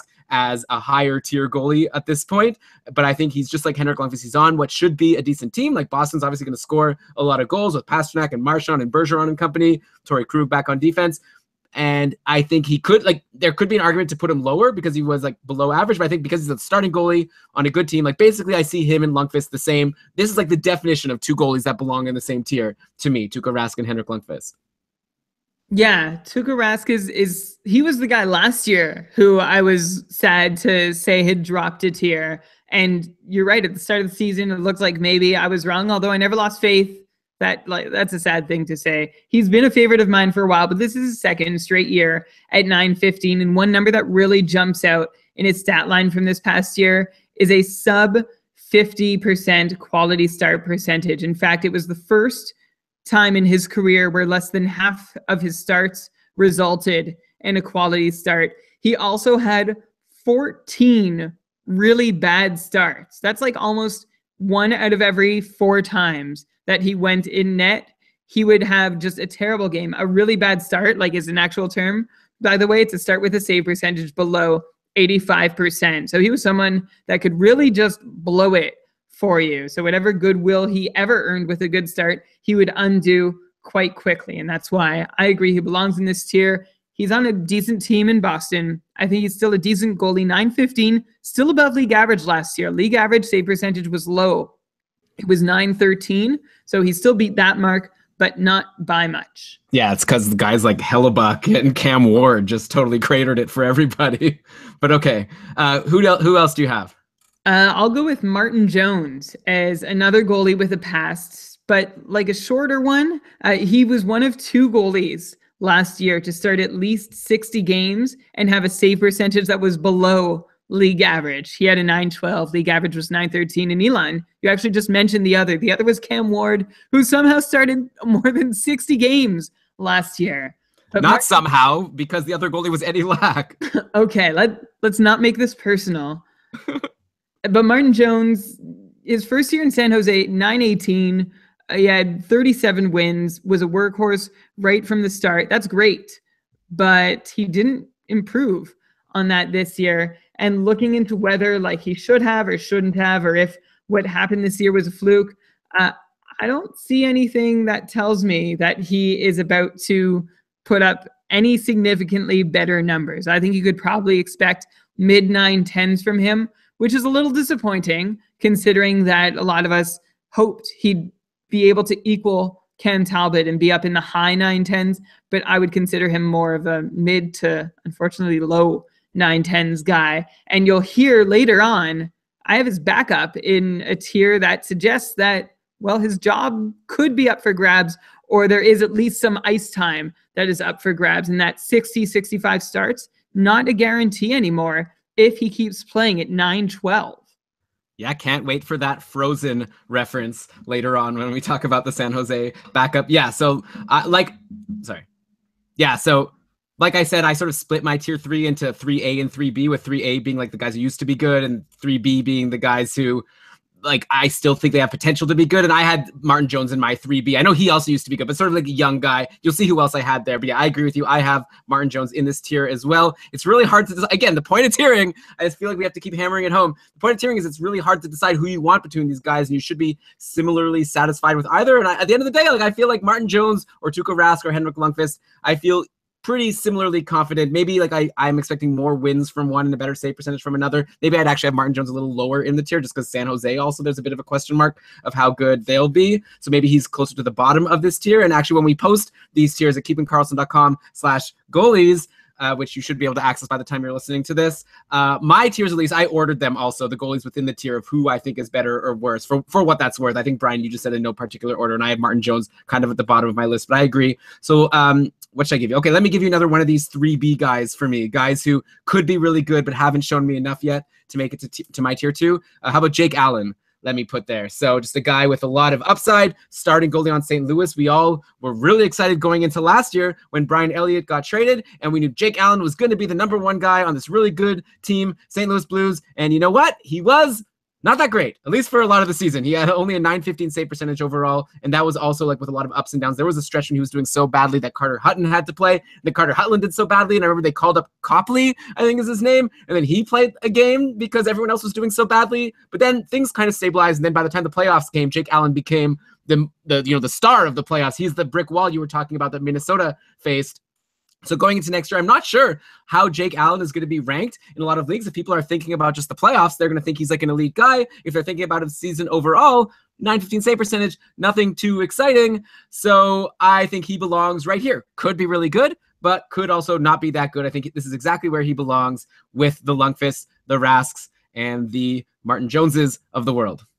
Yeah, I agree. It was disappointing all around last season, of course, until the playoffs where he finally picked up, and the coaching change also seemed to help him. But across the board, no numbers really stand out in a positive way. In fact, the one positive number is also a concerning number.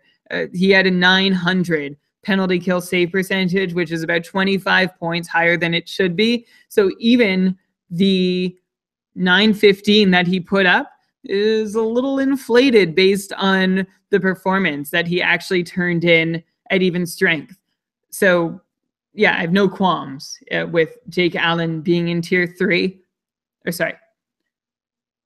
No qualms with Jake Allen being in this tier. It's starting to seem to me, Elon, like these guys, and I'm saving a certain group for the end of this, because there are guys like Lundqvist, Jones, Quick, Rask, Allen, and by the way, Gibson is also in that chunk for me, and I've already gone into him, so I'm not going to go into him again. But that's my group of guys at this tier who it's like, they're not going to be outstanding, but you pretty much, like, it's reasonable to expect whatever you know you're going to get. It's unlikely that you're going to get a huge flame out, but you're also not going to get anything wonderful. You're hoping for league average and somewhat stable, and that their team is going to help get them some wins. Oh, wait, did I mention John Quick yet? I'll throw him in there because I think I just rhymed off his name, but he is the last guy in that group of goalies who, they're like the devils, you know what you're going to get. And Jonathan Quick is one of them. Just screams average all across the board. He's not a very good goalie, and he's not on a very good team anymore. And that team is tweaking things. And so that's why I have Quick in the same spot as these other guys. Okay, so Brian, first, you're echoing again. I don't know if there's something you can do about that. Anyway, so let me just respond. So Brian, you're saying you're done this tier now? You're a party tier? Who's in it? Can you give me the rundown again? I just gave everyone the rundown. Well, no, give it to me, because then I'm going to tell you who I have that's not who I disagree with. Well, I haven't finished mine. Oh, I thought you were done. No, this was my section in the party tier of goalies who you know what to expect, even though it's not going to be great. You understand what you're getting. Oh, I see. Okay, so I'll just respond. Okay, yeah, that's basically what I had. And again, this is like a big tier, and I think this is a big difference in how I'm looking at my goalie strategy going into the season. I feel like I'll be good with having a couple of these guys from this party tier, this like big tier where I see a lot of the guys being equal, because I feel like at the end, I don't want to spend a really high pick on one of the tier 1 or tier 2 guys, unless maybe I could get a steal on Gibson if I'm in a league with you. But, I just feel like I'd rather just get some of these guys, like maybe they'll be good, maybe they won't be good, but I feel like my chances are pretty similar, and I could get them with slightly later picks. So we've said already, Rask, Lundqvist, you mentioned Quick. Craig Anderson is who I have in this tier. You don't. And then Jake Allen and Martin Jones. Let me throw out another one of these like unknown guys that could be really good, but I think can't be any lower just because of his prime position. Just like Jake Allen, the undisputed #1 goalie on Tampa Bay next year is going to be Andrei Vasilevsky. So I've got him basically the same as Jake Allen. I don't see any reason to expect one to be better than the other. Like Vas, I guess, he hasn't yet shown that he's going to be able to be as good as his pedigree suggested he would be before he came to the league. Like, he was one of the top blue chip prospect goalies. He only has a .915 career overall save percentage at this point, 90 games played. So that's not great, but this is the year we're hoping Tampa Bay is going to really take us. Tampa Bay is finally going to take a step forward with Stamkos back and healthy. Hedman really broke out last year, so we're hoping he can continue that. And then you've got Andrei Vasilevsky as the for sure #1 goalie. Now that Bishop is out, obviously, they have Peter Budaj as the backup, but he's not a goalie that anyone has to be concerned about stealing the job. So Vass is going to play a lot, and I'm really curious to see what he can do as a starting goalie. This could be a boom or bust pick, but I would be very comfortable having Vass even as my #1 goalie in my league, assuming that I used those higher picks to get really good skaters. Yeah, so this is now we're on to the guys who are similarly valuable as sort of the older, more experienced guys we've talked about. They're in the same tier, but there's upside there, but also downside. They could fall flat. And Vasilevsky did fall flat in his last attempt to reclaim the starting job in Tampa. And then when Bishop left, he still didn't really impress anyone. The good news with Vasilevsky is that at this point in his career, you can make a pretty safe bet that he's at least a league average goalie, and he's going to be on a team that should be able to handle their division pretty well, which should get him wins. As you said, there's not a lot of competition from a #2 goalie. It's like Peter Budaj is probably good enough, if even good enough, to only spell a #1 occasionally. So there's no threat coming from there. And that's why things could be well. And that's why things could go well for Vasilevsky this year. Elon, I'm actually going to rhyme off the other guys I consider very similar to Vasilevsky. Is that good if I just let them all out at once? Let's do it. Yeah. And for people listening, if you're concerned, if there's someone there with a piece of paper trying to get all these tiers, maybe just stop, take in our thoughts on all of these goalies. And like I said, you could go to keepingkarlsson.com/goalies and we'll post all of these lists. So if you're getting confused, wait, who was with who? Who was with who? Just listen to us talk about these goalies. We're trying to, remind you who we think is similar to who, but it might make it easier for you. I just don't want people to be confused and frustrated listening to this. So Brian's going to now list a bunch of goalies that he sees as similar to Vasilevsky and I guess Jake Allen. Yeah, so not as good as the Andersons in my books, but the next step down with high upside and some downside too. So Scott Darling, Ben Bishop, Robin Lehner, Antti Ranta, all in the same group is Vasilevsky, and I have them, well, I've made this point too many times, but just to be very clear, similarly valued to Gibson, Allen, Rask, Quick, Jones, and Lundqvist. I have all these guys in one tier. It's just like a what's your flavor. Like if you have a tier 1 goalie and you wanted just another guy who you know is going to get those starts and get you average save percentage, it sort of depends on what you already have picked at the point in the draft where you're getting to these guys. Or if you want to swing for the fences with the players who have something to prove, like Darling, Bishop, Lehner, Renta, and Vasilevsky. I'll just run through them quickly. Of course, Darling has a great opportunity in Carolina. We know Mike Bales left Pittsburgh right after the Cup run to come and help be the goalie coach in Carolina, which is something it seems they've sorely needed for the last several years. Cam Ward is not a challenge in my books, although he is there if Darling struggles early, but he'll just struggle himself and the tide will turn back to Darling. Will be fun to watch for sure. I have confidence that Darling is at least a league average goalie. I think there's still a good shot that he can be like around a Talbot is what I'm hoping for. Talbot Anderson. Wow. Come on. You don't think so? Wait, like Carolina is going to be like as good a team as Toronto? Sorry, I'm talking strictly in save percentage, not necessarily wins. Okay, so not in terms of fantasy value. Like the thing with Darling, and we'll get to him, but I'll spoil here. I don't have him in my party tier. I have him in the next tier.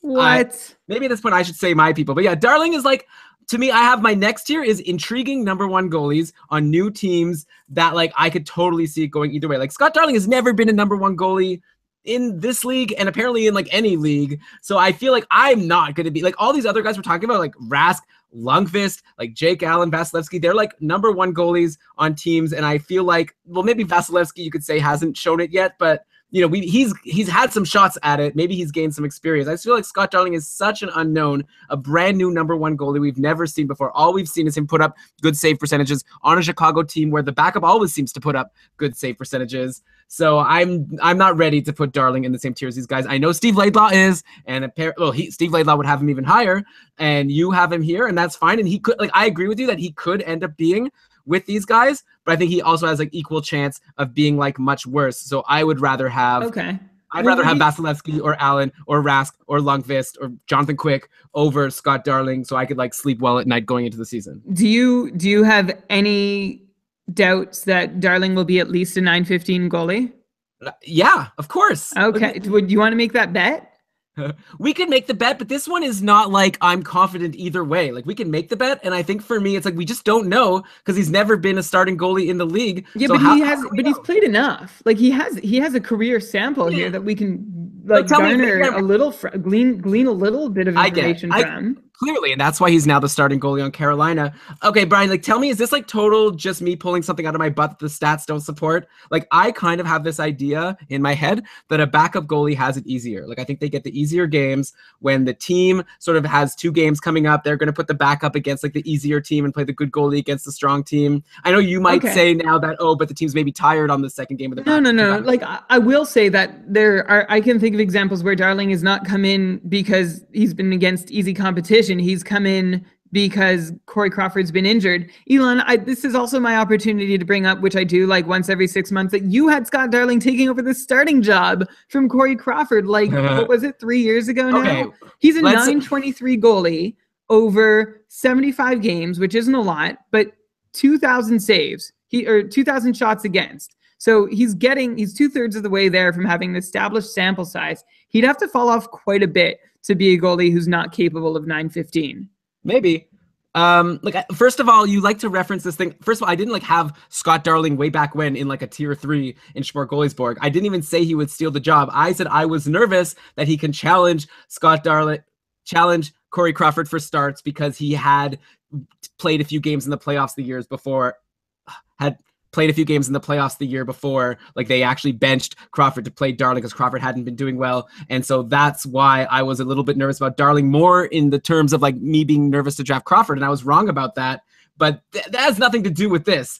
All I'm saying here is I've got my tier. I have to decide which goalies I see as similar. I'm just going to run it down right now. So there's no suspense. Okay. These are the guys in my party tier, I guess. So first of all, the guys who I think have been good before, but I have a question mark about. Most of them we've already said, but Tuukka Rask, Ben Bishop I have here, Lundqvist, Jonathan Quick, Pekka Rinne, Corey Schneider, Craig Anderson. I think all these goalies like could be really good next year or could continue to do what they did last year or the year before and concern us. You know, like Schneider used to be really good, it was bad last year. No, I'm interrupting. You said Craig Anderson, and you said maybe they'll keep doing what they did in the last year or two in concerning us. Yeah. With Anderson, he's the exception. I know you put your stickers on the red light, but would you consider, in light of my arguments, moving Anderson up?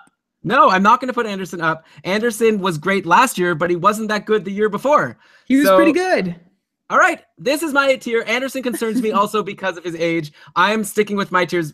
Remember, my tier 2 is Bobrovsky, Talbot, Dubnyk, Crawford, Gibson, Frederick Anderson. I don't think Craig Anderson belongs there. I have my next group is Rask, Bishop, Lundqvist, Quick, Rene, Schneider, Anderson as sort of 3A, and then I also put as 3B guys who I consider similar in terms of risk reward, but more in terms of younger guys. I have Allen, Vasilevsky, Jones. That's my tier 3. Then I'm going to go, my next tier is going to have the Scott Darlings, the guys who could be, you know, good starting goalies, but I'm just like more nervous about them than guys like Corey Schneider, Pekka Rinne, Andre Vasilevsky, etc.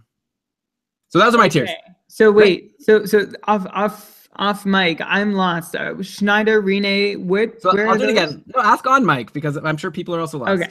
Okay, wait, hang on. I want to try and re-coordinate our tiers. What tier did you have Rinne and Schneider in? Okay, so yeah, this is good. We've had our argument about Scott Darling, which I knew we would do, and I guess we also had our argument with Craig Anderson. So let's refocus, So this tier 3A of mine, I've got Rask, Bishop, Lundqvist, Quick, Rinne, Schneider, Anderson. And I have a feeling you're going to say Pekka Rinne shouldn't be here. You're going to say he's like worse than Jonathan Quick and worse than Lundqvist. I feel like Pekka Rinne am I right, by the way, before I defend it? Yeah, you're absolutely right. And I also thought if one of us was going to aggressively tier Schneider, it would have been me, but it's you. Well, Schneider's been really good for many years, but he concerns me, but I feel like he belongs with these guys. This is my lesson I've learned about goalies over the years, is that it's really hard to predict goalies, and I feel like all of these guys, like, to me, are like similar. Like, they could be really good, not really good, but they could be good. Like, Rinne could be really good, not in terms of save percentage, but in terms of fantasy value, just because Nashville is such a good team and he's still the #1 goalie. And I know that they're like, I have him near the bottom of my list, by the way. You know how I said I actually put my tier in order. But still, if you have Pekka Rinne as your #1 goalie, like last year, he was pretty good for you. He had a .918 save percentage. He had 31 wins, like which is an insane number of wins. But like on a good team, he had 34 wins the year before. You know, like and with a worse save percentage, he had 908 save percentage 2 years ago and had 34 wins. We all agree Nashville's a good team. Of course, there's a concern with UC Saros coming in and stealing starts, but you know he didn't do it. In the end last year like we thought he would. He didn't do it all throughout the playoffs, and they made it all the way to the finals. So I think it's reasonable to expect that Rinne is the starting goalie. I think it's like 100% sure he's the starting goalie going into the year, and I think it's reasonable to expect that he stays the starting goalie throughout the season. And if he could put up a league average save percentage, which I think he can, I think he's going to get a lot of wins, and I think he belongs in a tier with Craig Anderson. Cannot disagree. Like, I get it. I get that their fortunes could be similar, but Pekka Rinne has not been a good goalie for a while. You know, I at least feel like we've at least taken a step back from the days of Pekka Rinne elite goalie, or at least Pekka Rinne above average goalie. Like, he's pretty good. He's a little bit above average, but that's as far as I'm willing to go, and that's at the best of times. I owned him last year against my will. He was like the last goalie available in auction after I had tried for 10 consecutive and been outbid all the while. And he wowed me at the start, and I knew the crash was coming. Like, there was no reason to think that Pekka Rinne was going to be 925 goalie the whole season through. He crashed to the point that he was unreliable. Like, he couldn't be trusted for a start. His numbers look really good based on what was like a 25-game run at the start of the season. And I don't think that if you're just going by last season, his numbers like are an accurate picture of what he's capable of. I don't have a lot of faith in him as a goalie. I think the job is up for grabs. I think this is very much a Fleury-Murray situation where you've got Saros coming up. And Saros had his own struggles too when he was presented an opportunity during Rinne's struggles, and he wasn't able to grab the bull by the horns. But I think Saros still has the potential to do that sooner rather than later. You'd rather have Scott Darling, I assume, than Pekka Rinne. Yeah. Well, clearly. Yeah. Yeah. I'd rather just have Rinne. I'm more comfortable with Rinne, but I don't. I have Rinne like at the bottom of this tier, and I have Darling at the top of my next tier. So at some point, I know the whole point of tiers is to separate the goalies who you think are in different groups. But probably once you have one guy at the bottom and one guy at the top, it's probably the difference might even be bigger or smaller than the difference between like the top goalie and the bottom, especially in a big tier like this. Like I would definitely rather have Tuukka Rask than Pekka Rinne for what it's worth. Anyway, so who else do you have in your party tier, and then we could go on to the next one. Well, no, I gave you my party tier. My party tier. Huh? Okay, good. So yeah, just recap and then we'll move on. But I've recapped it like 3 times. Okay, so let's move on then.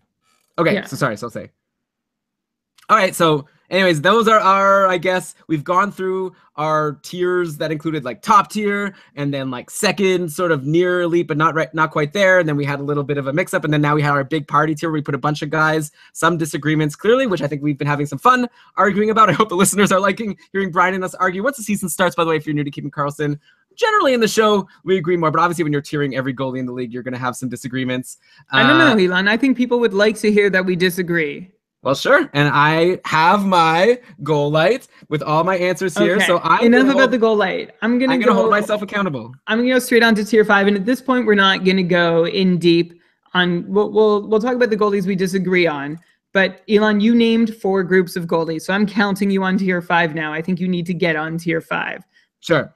Okay, tier 5. So, okay, my tier 5: Marc-Andre Fleury, Brian Elliott, Thomas Greiss, Jimmy Howard, Roberto Luongo, Steve Mason, Pekka Rinne, Mike Smith, and Corey Schneider. Now, there's a mix of number 1 goalies and 1A goalies.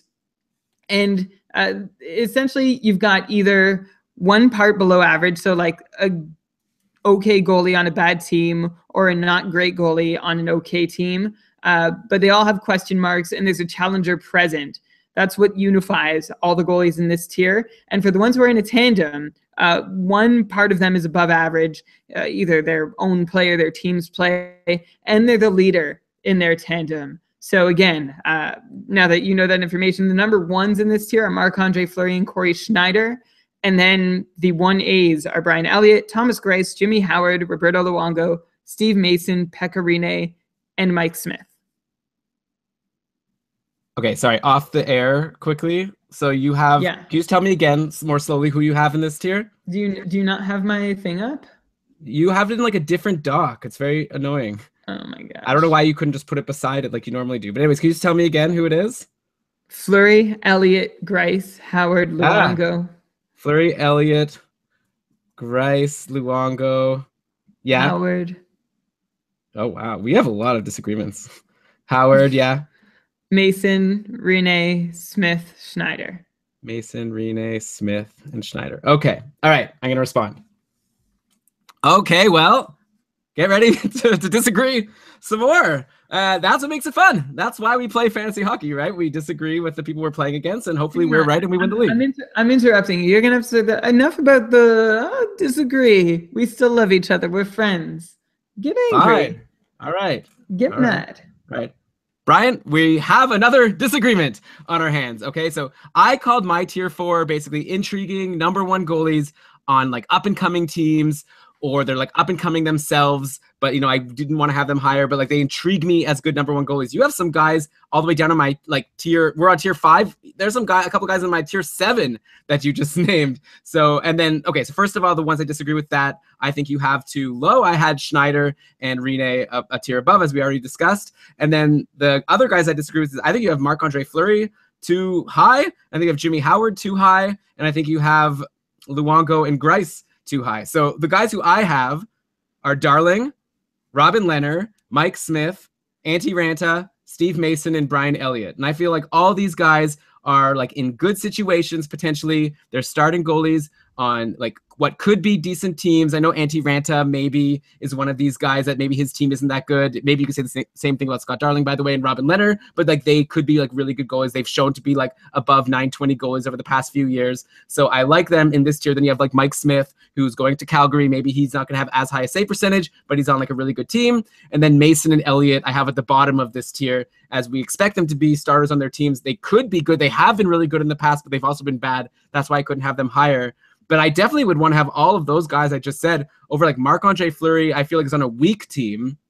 I don't think that team's going to be very good. Jimmy Howard is like, we'll see if he's even the starter. And then like Grice and Luongo, I feel like are, also like not potentially going to be starters. So that's how I have it separated. But I guess I see where you're coming from. But that's my list. Okay. I never thought you would be telling me that you think I have Jimmy Howard too high. I'm finally ready to get it. Like, this is what you were trying to talk to me all of last season about. I'm ready. Well, okay. Like, I know he's going to start the season, but actually thinking about it again, I do have him too high. It's just this is where this is the tier where I put my 1As, and there's actually a couple starters who haven't even been mentioned yet by me. Marc-Andre Fleury, though, I think he might be shortchanging. He's going to be the starting goalie. I think there's going to be a good start to the season from him. I don't think Calvin Pickard is much of a challenge for the #1 job. So, and Fleury isn't that far removed from having solid seasons. I'm not the biggest believer in Marc-Andre Fleury, especially after last year. I'm the first to tell you, there's a big red flag with him starting for Vegas and the team that Vegas has in front of him. But I still think this is where he belongs. Maybe I would prefer Corey Schneider. There's no doubt about it. So maybe maybe I could have tiered them a little more clearly. Yeah, I think that Marc-Andre Fleury is already showing that he's weak. He wasn't able to put up good numbers on Pittsburgh last year, who's supposed to be a good team to be a goalie for. And now he's going to this expansion team that who's named their third defenseman if we couldn't name the Chicago third defenseman. So I definitely would have guys like Leonard and Mike Smith and Ranta and these guys above Marc-Andre Fleury, because I think they're goalies that have been were good last year, and I think they should be on better teams. Maybe not as much the better team, but probably I think Vegas is going to be a pretty bad team, and I think that Marc-Andre Fleury concerns me. Elon, I have two of those goalies ahead of Marc-Andre Fleury. Leonard and Ranta are already there. In the same tier, you have them. No, they're in the party tier. Oh, really? Oh, there you go. If only you had access to a spreadsheet with my tiers written on it. Normally every other show we do of Keeping Karlsson, we have one doc where we have all of the notes, and then you decided to make a separate special Brian doc that I have to somehow switch back and forth from while also being in the chat room. Those guys are on the separate doc. Or sorry, are on the main doc. Anyway, okay. Where are we? Is this going well? Well, I mean, I think it would help if you kept track of where I was. Okay, so let me say my thing again. Also, I was busy blocking someone from the chat room. So yeah, no, I get that, but you still need to, I'm trying. Okay. No. That was a joke. That was teasing. That was okay. Right. So I'm gonna try. So you said again, Fleury. Oh, I'll just say. Oh, I don't know how I'll put it now. Just so I have. I'll just say the whole thing again.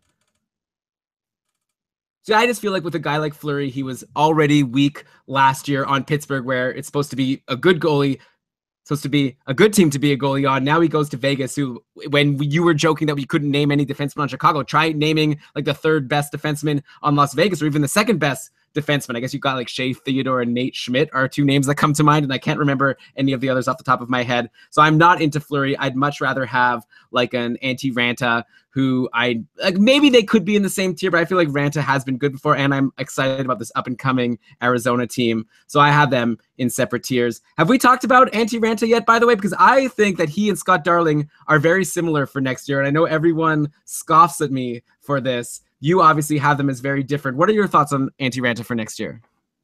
Okay, Elon, I have them in the same tier. So you already talked about him? Yeah. God damn it! All right, so what should I say? Who should I ask you about next? Who did you say? I don't know. You should say, I don't know. Who? Well, just respond to Ranta versus Darling, and then we'll continue. Well, no, but you suggested that I had them very different. You had Ranta in your party tier? Yeah. Oh. I wish you would just open the doc so badly. Okay, fine. I think it would solve a lot of problems. All right. Sorry, everyone who's live.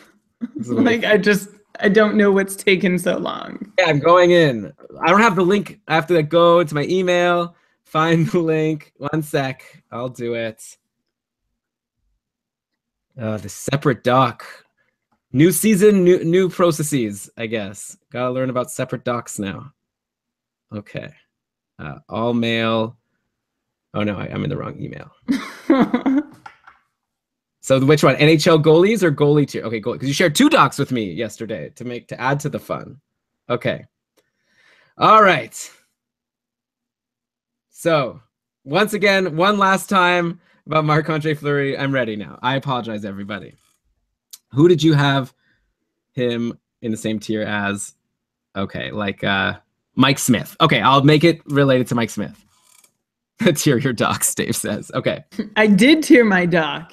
Okay. No, he means like the doc, like tier 1 doc, tier 2 doc. I have a tier 1 doc. Yeah, and it's not our doc, our main doc that we always use. Like, this is a special episode. It okay. Anyways, okay. A special doc. Let's go.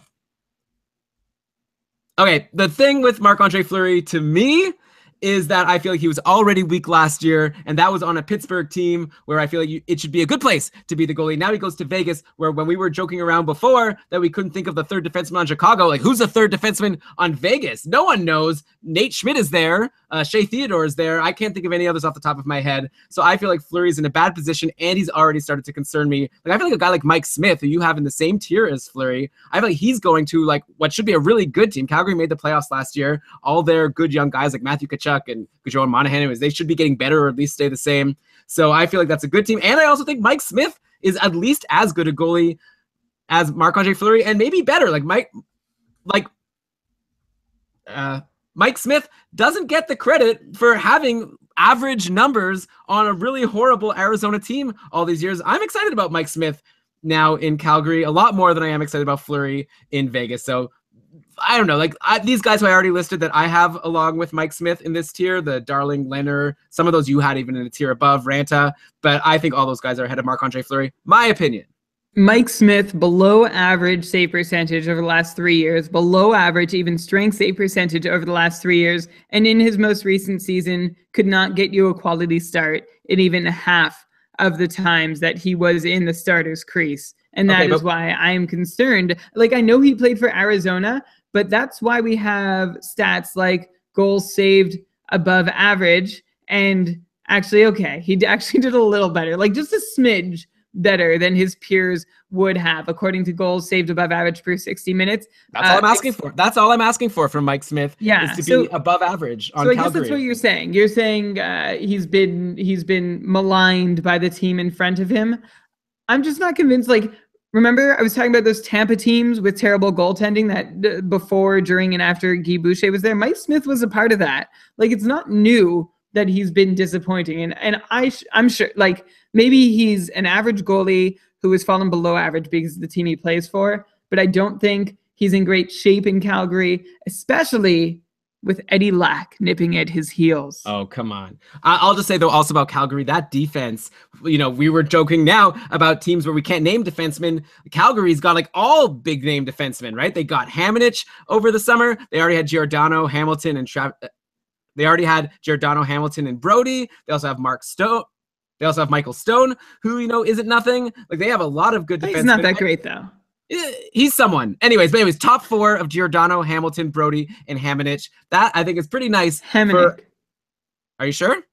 100%. All right, I'll start the whole thing over. He's not of Slavic descent, or like recent Slavic descent. Okay, well, Eddie Lack, we could talk about him later. I'm not too concerned about him. Maybe I'll eat my words. Finally, this will be the year that Eddie Lack rises up to the potential that you've built up for him all of this time. But I think in Calgary, actually, it's a good situation for Mike Smith. Like, their defensemen are really good. Like, as opposed to these teams where we can't even name the 3rd defenseman, I feel like Calgary might have the best top 4 D in the league in Giordano, Hamilton, Brody, and Hamonic. So I think it's a good situation. They could score goals. They have good defense. They bring in Mike Smith. I'm not saying it was the best move for them, but I really like Mike Smith this year over last year. I definitely like him, like I said, over Fleury and maybe a couple of these other guys like Jimmy Howard. Definitely give me Mike Smith over Jimmy Howard on like the worst team. I was way off on Jimmy Howard, and like looking at this again, I would also remove, you know what? I'm going to do it right now. Howard, Luongo, Grace out of tier 5. Gone. I don't like that. I don't know why I did that. Mason, that leaves Mason, Brian Elliott, Marc-Andre Fleury, Mike Smith, and Corey Schneider. They're in my tier 5. So Elon, actually, Brian Elliott, he's someone we've glossed right over. He's sharing the crease with Michael Neuwirth and Anthony Stollers, or as you like to call him, Stoley, the goalie. Do you have faith that he can take the job? What are your odds that he sees more than 45 starts next year? I mean, I'm pretty confident. Like, I think that last year in Philly, it went so badly. Like, going into the year, a lot of people thought Neuwirth was a strong challenger for that job. And I think the coaching staff and everyone said they're going to let both goalies play and see who can earn it. And it went so horribly wrong. And every time Steve Mason struggled, they put Neuwirth in. And Neuwirth, like, just couldn't rise to the occasion. Like, I feel like he was given an audition and he failed. Like, he can't be the #1 goalie on Philly. And Philly then they wins. signed him for 3 years. Sorry to interrupt. But, like, you're right. That's exactly what happened. And Philly was like, yeah, sounds good. And then went with him. Yeah, well, so maybe they signed him to have a good backup goalie. Anyways, I don't know. My gut says that Elliott's going to be the starting goalie to start the year. And then it's really up to Brian Elliott. Like, I think this is one of these situations where, sometimes you're worried that, the team might want to give the other goalie a chance, so it's not going to be fair. I feel like Brian Elliott, if he plays well, I think he's going to be the starter. Philly needs a goalie that they could rely on. They've, never had it. Elliott can be really amazing, as we saw 2 years ago when he put up a .930 save percentage in St. Louis. He could also be horrible, like he was most of the year in Calgary last year. I think probably he won't be that great. Like, I feel like Philly's in for another long, annoying year of goalies disappointing them. But I think that Elliott at least is the starter, and I would bet that he gets over 45 starts. Hopefully he could just do something good with it. I think if he plays well, I think they for sure won't mess with him like they did with Steve Mason. Like, they must have learned. Maybe I'm wrong. Yeah, no, he definitely, like, especially with the way the playoffs ended for Calgary last year, what happened to Brian Elliott seemed unfair. Like, he still has slightly above average numbers over the last 3 years. Last season just was not a very good one for him for single season numbers, compared to, like, the goal saved above average numbers, just slightly below what peers would have done in the same situation. Had a really decent quality starts percentage, though, up at 58%. And I think he can offer that in Philadelphia. But what I think has to happen first is a coaching change. So I'm a little concerned at how the start of the season looks for him. But I think Michael Neuwirth isn't such competition. Like, if you have Brian Elliott and he starts even 2 out of every 3 games and is able to put up, league average most nights and 920s occasionally, I think that's a win. Yeah, basically this tier that I had, Darling, Leonard, Smith, Rantam, Mason, Elliott, I have Elliott at the bottom of that tier. So it's sort of like, and then I have Fleury at the top of my next tier. So for all I said about Fleury, I have him like in this next tier of guys, if we want to move on to that now. This tier I have as like average goalies and or injury prone goalies on weak teams. So like still starting goalies. This is my last tier that has starting goalies, but like the bottom of the barrel in terms of the team or the goalie in terms of like just injury proneness. So I have Fleury there, Varlamov, Jimmy Howard, and then I put Jacob Markstrom at the bottom there because I think he's the starting goalie in Vancouver. We'll see. Like going into the season, he probably will be, but Nilsson could easily take the job. And you'll see later on, I'll have Nilsson as one of my potential good backup goalies in terms of at least for games played. But yeah, so this tier, I have Elliott at the bottom of the last one of, I think, like intriguing #1 goalies in new situations that could be good, but maybe not. And then I have this like tier, my tier 5, I guess we're calling it tier 6 now. Fleury, Varlamov, Howard, Markstrom. I'd be equally confident in all of them. Like, I feel like they're all guys that could, maybe not as much Markstrom, but I guess you never know because we haven't seen him be a #1 yet. So he kind of falls into that Scott Darling or Antti Ranta, except hasn't been as good as a backup. So, lower, but like maybe something could happen once he's a starter, he gets into a rhythm. I like Jimmy Howard. Like, I think that he could be decent. I'm not so confident that Mrazek's going to steal the job from him. Like, I think that they've made it pretty clear that they don't want to have anything to do with Mrazek. I guess if he plays better, if Jimmy Howard plays poorly, they'll have no choice. And if Jimmy Howard gets injured, which is also pretty likely, they'll have to give Mrazek the net again. But I feel like Howard, Varlamov, and Fleury are all pretty much the same to me. Like Varlamov, he's had stretches where he's been really, really good, and then he's been like horrible, and he's on a horrible team, and he's injury prone. So like this hopefully is like your third goalie. Either way, I'd say on your team. We should just like reset that now. When we're talking about Fleury, Varlamov, Howard, and Markstrom, you don't want this as your top 2 goalies. You don't want these as guys you're depending on unless you just want games played, in which case maybe Marc-Andre Fleury could be valuable to you, like raw saves.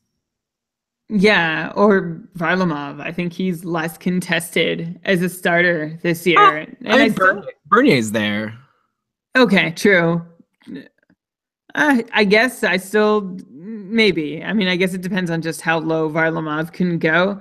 I still like. I can't say enough how much I disagree on you about Fleury. Like, I think the upside of Fleury is a little more likely than guys like Markstrom, Howard, and Varlamov.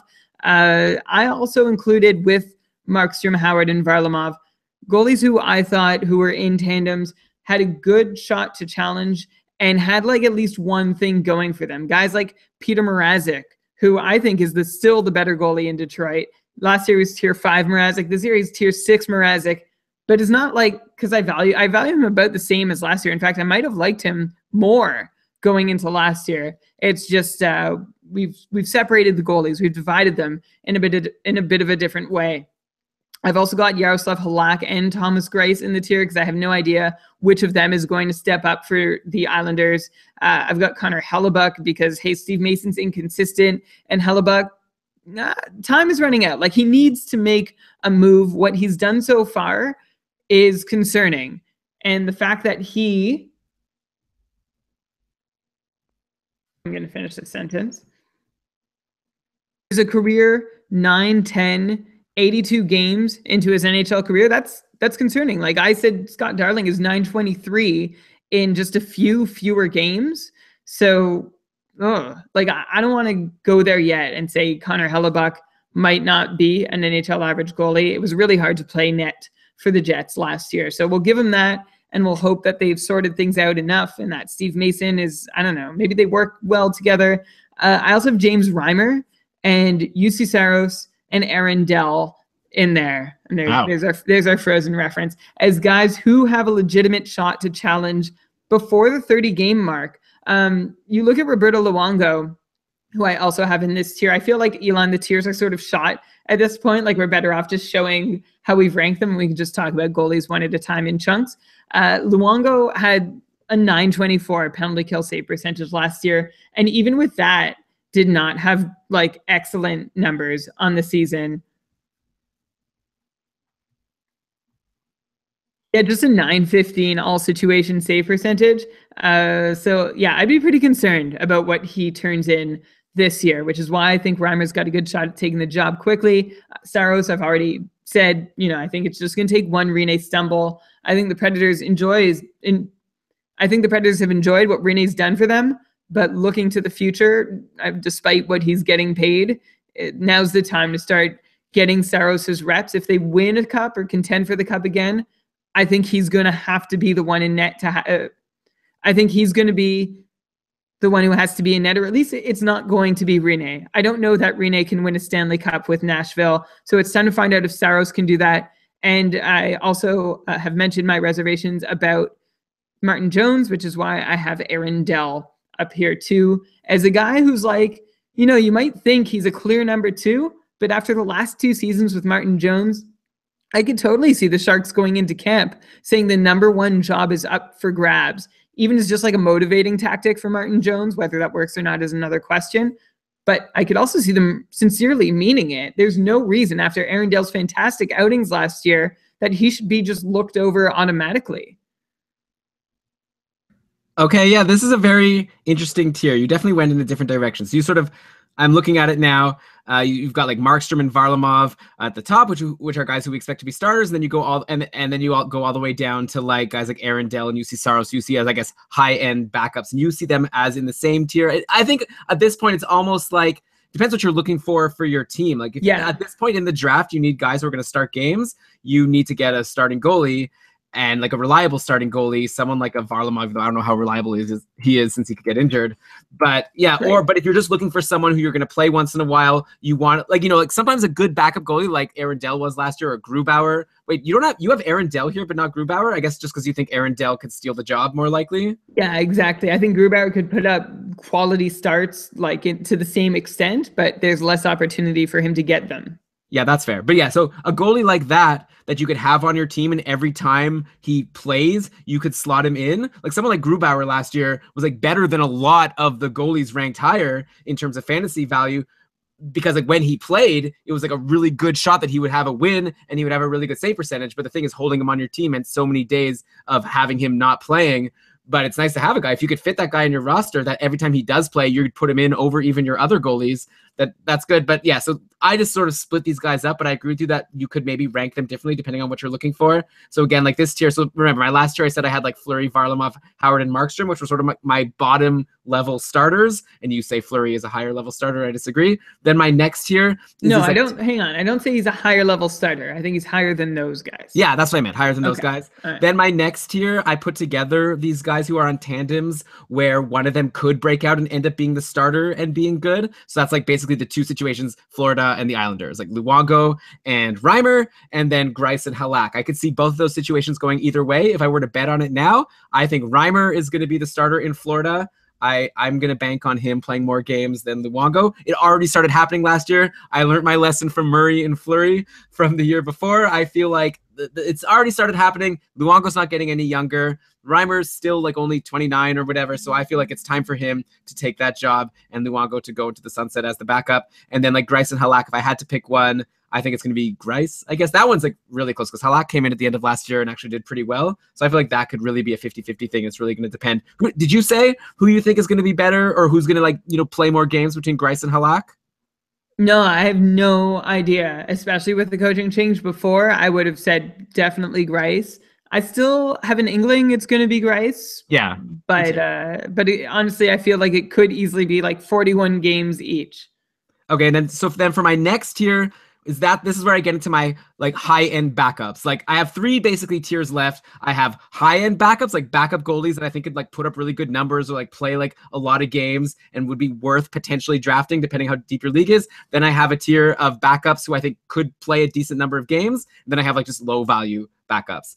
And for all of these, Brian, I don't know how useful this is. I took down how many back-to-backs their teams play for all of my backups, because that's actually a big part in fantasy strategy, because oftentimes an NHL team, when they're playing 2 days in a row, they're going to play the starter one game and the backup the other game to let the starting goalie rest. So a team that plays more back-to-backs, their backup goalie has a better chance of playing more games. And looking at the schedule for next season, the highest number of back-to-backs is 19.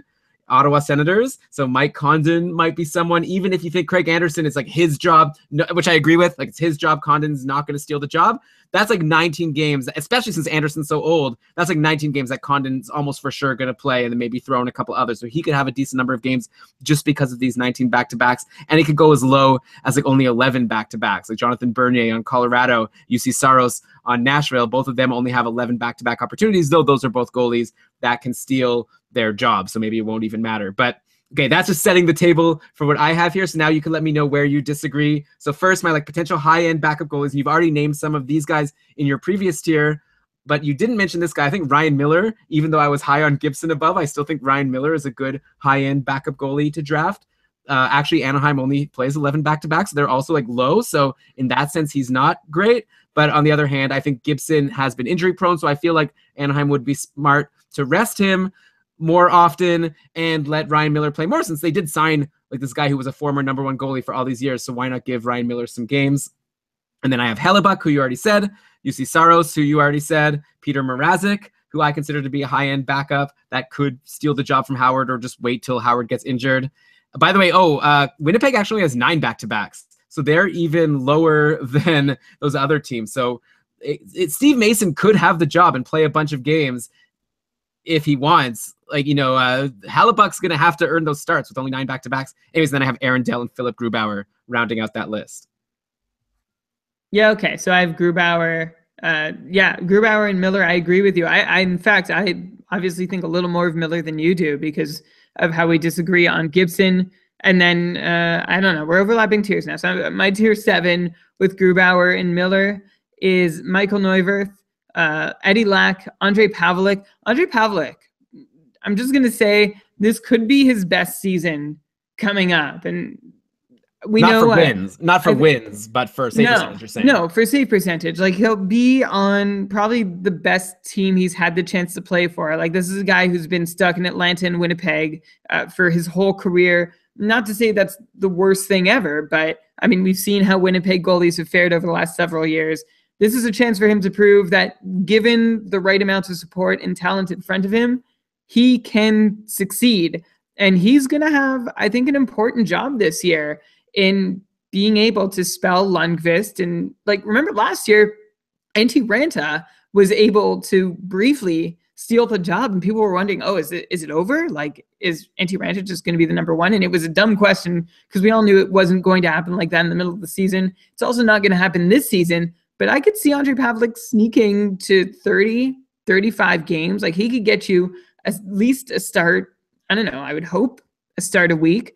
And then from there, if he gets the right support, we have, was it Nick Mercadante, Elon, who we thought, or who thought that Pavelec is better than anyone gives him credit for. I mean, I've been frustrated with him for years, but I think this is a chance where he can succeed.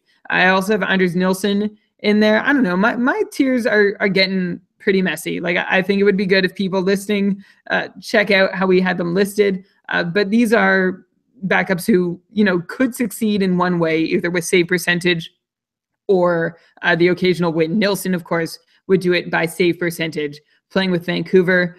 And then I have, Calvin Pickard, Jonathan Bernier, and Chad Johnson, and they're just in there. I don't even know why they're in there. They should probably be in the next tier. Yeah, like, you have them in the same tier as Philip Grubauer. That's insane. Yeah, no, that's ridiculous. I've moved them down. Okay, so yeah, who should I even respond to off the air? Like, who do I want to respond about? I have all of these guys back-to-backs. Should I just go with my next tier and just keep saying back-to-backs? I'll say who I had. Okay, yeah. Yeah, I think we should try and wrap up in 10. Yeah, we're almost done. Okay. Yeah. Right. Oh, yeah. So I said, yeah, and you said you're going to move them down. Yeah. Okay, right. Yeah. So, after my tier of these high-end backup goalies, where, again, I had Miller, Hellebuck, Saros, Mrazek, Dell, and Grubauer. And, again, just like you, some of them I think because they just have a good chance for save percentage, even though they won't steal the job, some of them actually have a chance to steal the job, like Hellebuck and UC Saros, like we've said, maybe Aaron Dell. But I think Aaron Dell's even a high-end backup goalie to own, even if he doesn't steal the job, like he was last year anyways. So we'll see if he could do it again. So then I go into my tier now of just like backup goalies with game played upside. Like, I don't think they're going to steal the job. I don't think they're going to get like a ton of games, but I think they could get more games than my lowest guys who I wouldn't even consider.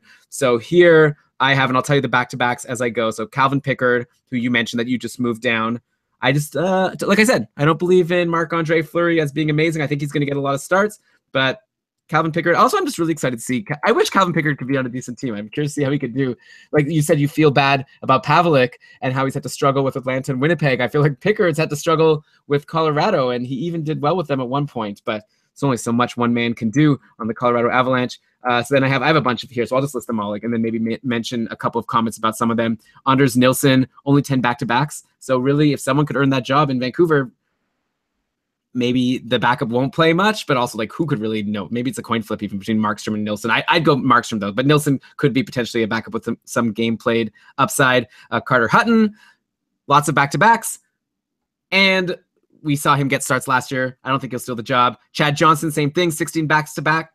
Chad Johnson, same thing, 16 back-to-backs. For those of you who don't know, he's now going to be the backup on Buffalo, backing up Robin Lehner, who I think it's Leonard's job for sure, but Chad Johnson had good runs. He also had horrible runs in Calgary, and he couldn't hold on to that number one job, but for a while he stole it. So remember him. Also, Leonard sometimes gets injured, so Johnson could have stretches. Make sure to grab him if Leonard gets injured, if we're seeing that Buffalo is a team that you want a goalie on, I guess. Cam Ward, we have to say, I know we hate him, and we know he's going to give you a bad save percentage. Maybe as a backup goalie, he could be better. Maybe this is a Pavelec situation where when he's not the starter, if he could just rest, only play once in a while. I don't know. We don't even know that about Pavelec, though. We don't know that he'd be better as a backup.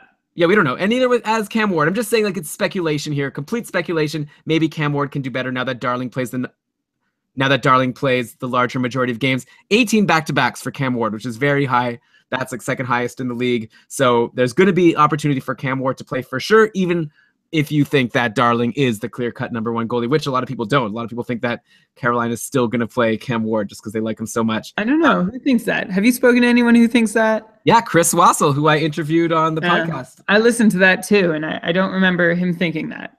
Yeah, he was just saying like, oh, he's wrong. And they signed. Yeah, I agree. But also, I still am not 100% convinced. I'm not like down. I feel like now it's going to be exaggerated. Like, I don't hate Darling. I'd be happy to have him in that tier where I listed him along with Antti Ranta and Robin Lehner. I feel like he's similar to them. But I also think like there is a bit of a question mark. Maybe he'll struggle. Maybe they'll have to go back to Cam Ward. Maybe this will be Eddie Lack take two. Who knows? So Cam Ward, have to mention him here. I'm like only halfway through. So Jonathan Bernier, I feel like it could be a high-end backup in terms of games played, but he's going to be on like a horrible team. But, you know, Varlamov's going to get injured probably at some point, and Bernier's going to play some games. Corpusalo, I think, is interesting. Hang on. Sorry, I'm going to step in. You think Bernier can be a high-end backup? Sorry, I meant to say a backup with gameplay upside, I guess is what I mean. My second tier of backups. Because if he gets in there, I think there's a really great chance he just posts, like, on average, 900 save percentage. Yeah, that's true. He did do pretty well last year when Gibson got injured at the end of the year and Bernier came in and was serviceable and got some wins. He had a surprisingly reasonable year, but I don't, I'm not like a believer. I don't know. I think league average is where he tops out, and even that could still be wishful thinking, especially playing for Colorado. Yeah, so we'll have to see also if Colorado could not be a complete dumpster fire. If they are, then you just don't want any of their games, probably. I'll just keep going. Corpusalo. So again, this is like, I'm still not 100% sold that Bobrovsky, like I have him in my tier 2, don't get me wrong, but it's just 2 seasons ago that Corpusalo was stealing starts from Bobrovsky when Bob came back from injury and couldn't get on a roll. So could happen again. Like now Bobrovsky's 2 years older. Maybe he gets injured, and then maybe when he comes back, he can't get his game going again. And it's a repeat of 2015-16, and Corpusalo's the guy there. Now that Anton Forsberg is over on Chicago, there's no competition for that backup spot. Anyways, I'm putting Mike Condon here, like I said, just because of all those back-to-backs, and he had a good run last year. I know a lot of people say, oh, everyone loves to hate on Mike Condon and say, oh, he's like garbage, and how the Sens were so dumb to sign him, and like they should have Andrew Hammond there instead. I don't really see the Mike Condon hate. Like, yeah, he had a really bad run on Montreal after Carey Price got injured 2 years ago, but you know, it was a rough situation to be in, and obviously he wasn't capable of taking the #1 job, but he was really good last year in Anderson's absence. He was definitely like an MVP of many weeks of fantasy for people who added him while Anderson was away with his emergency, away with his personal, what do I say, Brian? You always have the right ways to say this. What was Anderson away with? Away for personal reasons. Oh, yeah, well, Anderson was away for personal reasons. Okay, then I've got Pavlik in this list for the reasons you've said. Michael Neuwirth, this is where I put him, not in the tier with Grubauer. I have him in this tier because, yeah, he can get games because we don't know if Elliott's going to be able to do it. And then I have Anton Forsberg and Peter Budaj sort of at the very bottom. Maybe they should even be in just my low value, forget about him backups. But I just feel like Forsberg, we don't know. Like maybe he could be good. Chicago is a place where backups have been good before. And they have 17 back-to-backs, which is pretty high, so he's going to have a lot of opportunities to play. Then Peter Budaj was good last year, but, I mean, come on. And he doesn't even have a lot of back-to-backs. I'm done. That's it, Brian. Those are all my goalies who I think could be somewhat fantasy relevant at some point. I could, like, just name all the other goalies, but there's no point. The rest of the goalies that I have are guys who I think are low-value backups that no one's going to want, and I think it's a lot of fun that I have Lehtinen and Niemi, Lehtinen and Niemi in that list. 2 guys who, like, one of them was they were both the 2 guys who were both like the 2 Dallas goalies, and that's who they had to deal with. And now I have them as like my 2 like low value backups who no one should even care about. Yeah, so I have 2 groups of goalies left. The first are just like on the very edge of fantasy relevance. Like maybe you want to stream them if they get starts. They're very unlikely to challenge. They could be okay when they do get in the net, but nothing you can bet on. Elon, you've already mentioned a bunch of them, so I'll just run through them quickly. You've got Laurent Brossoit.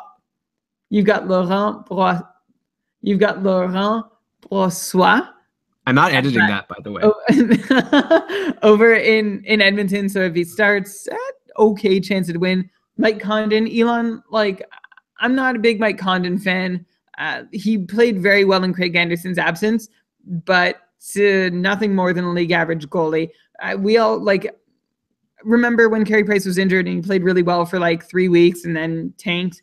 That's the Mike Condon that I believe in more than anyone you can depend on reliably.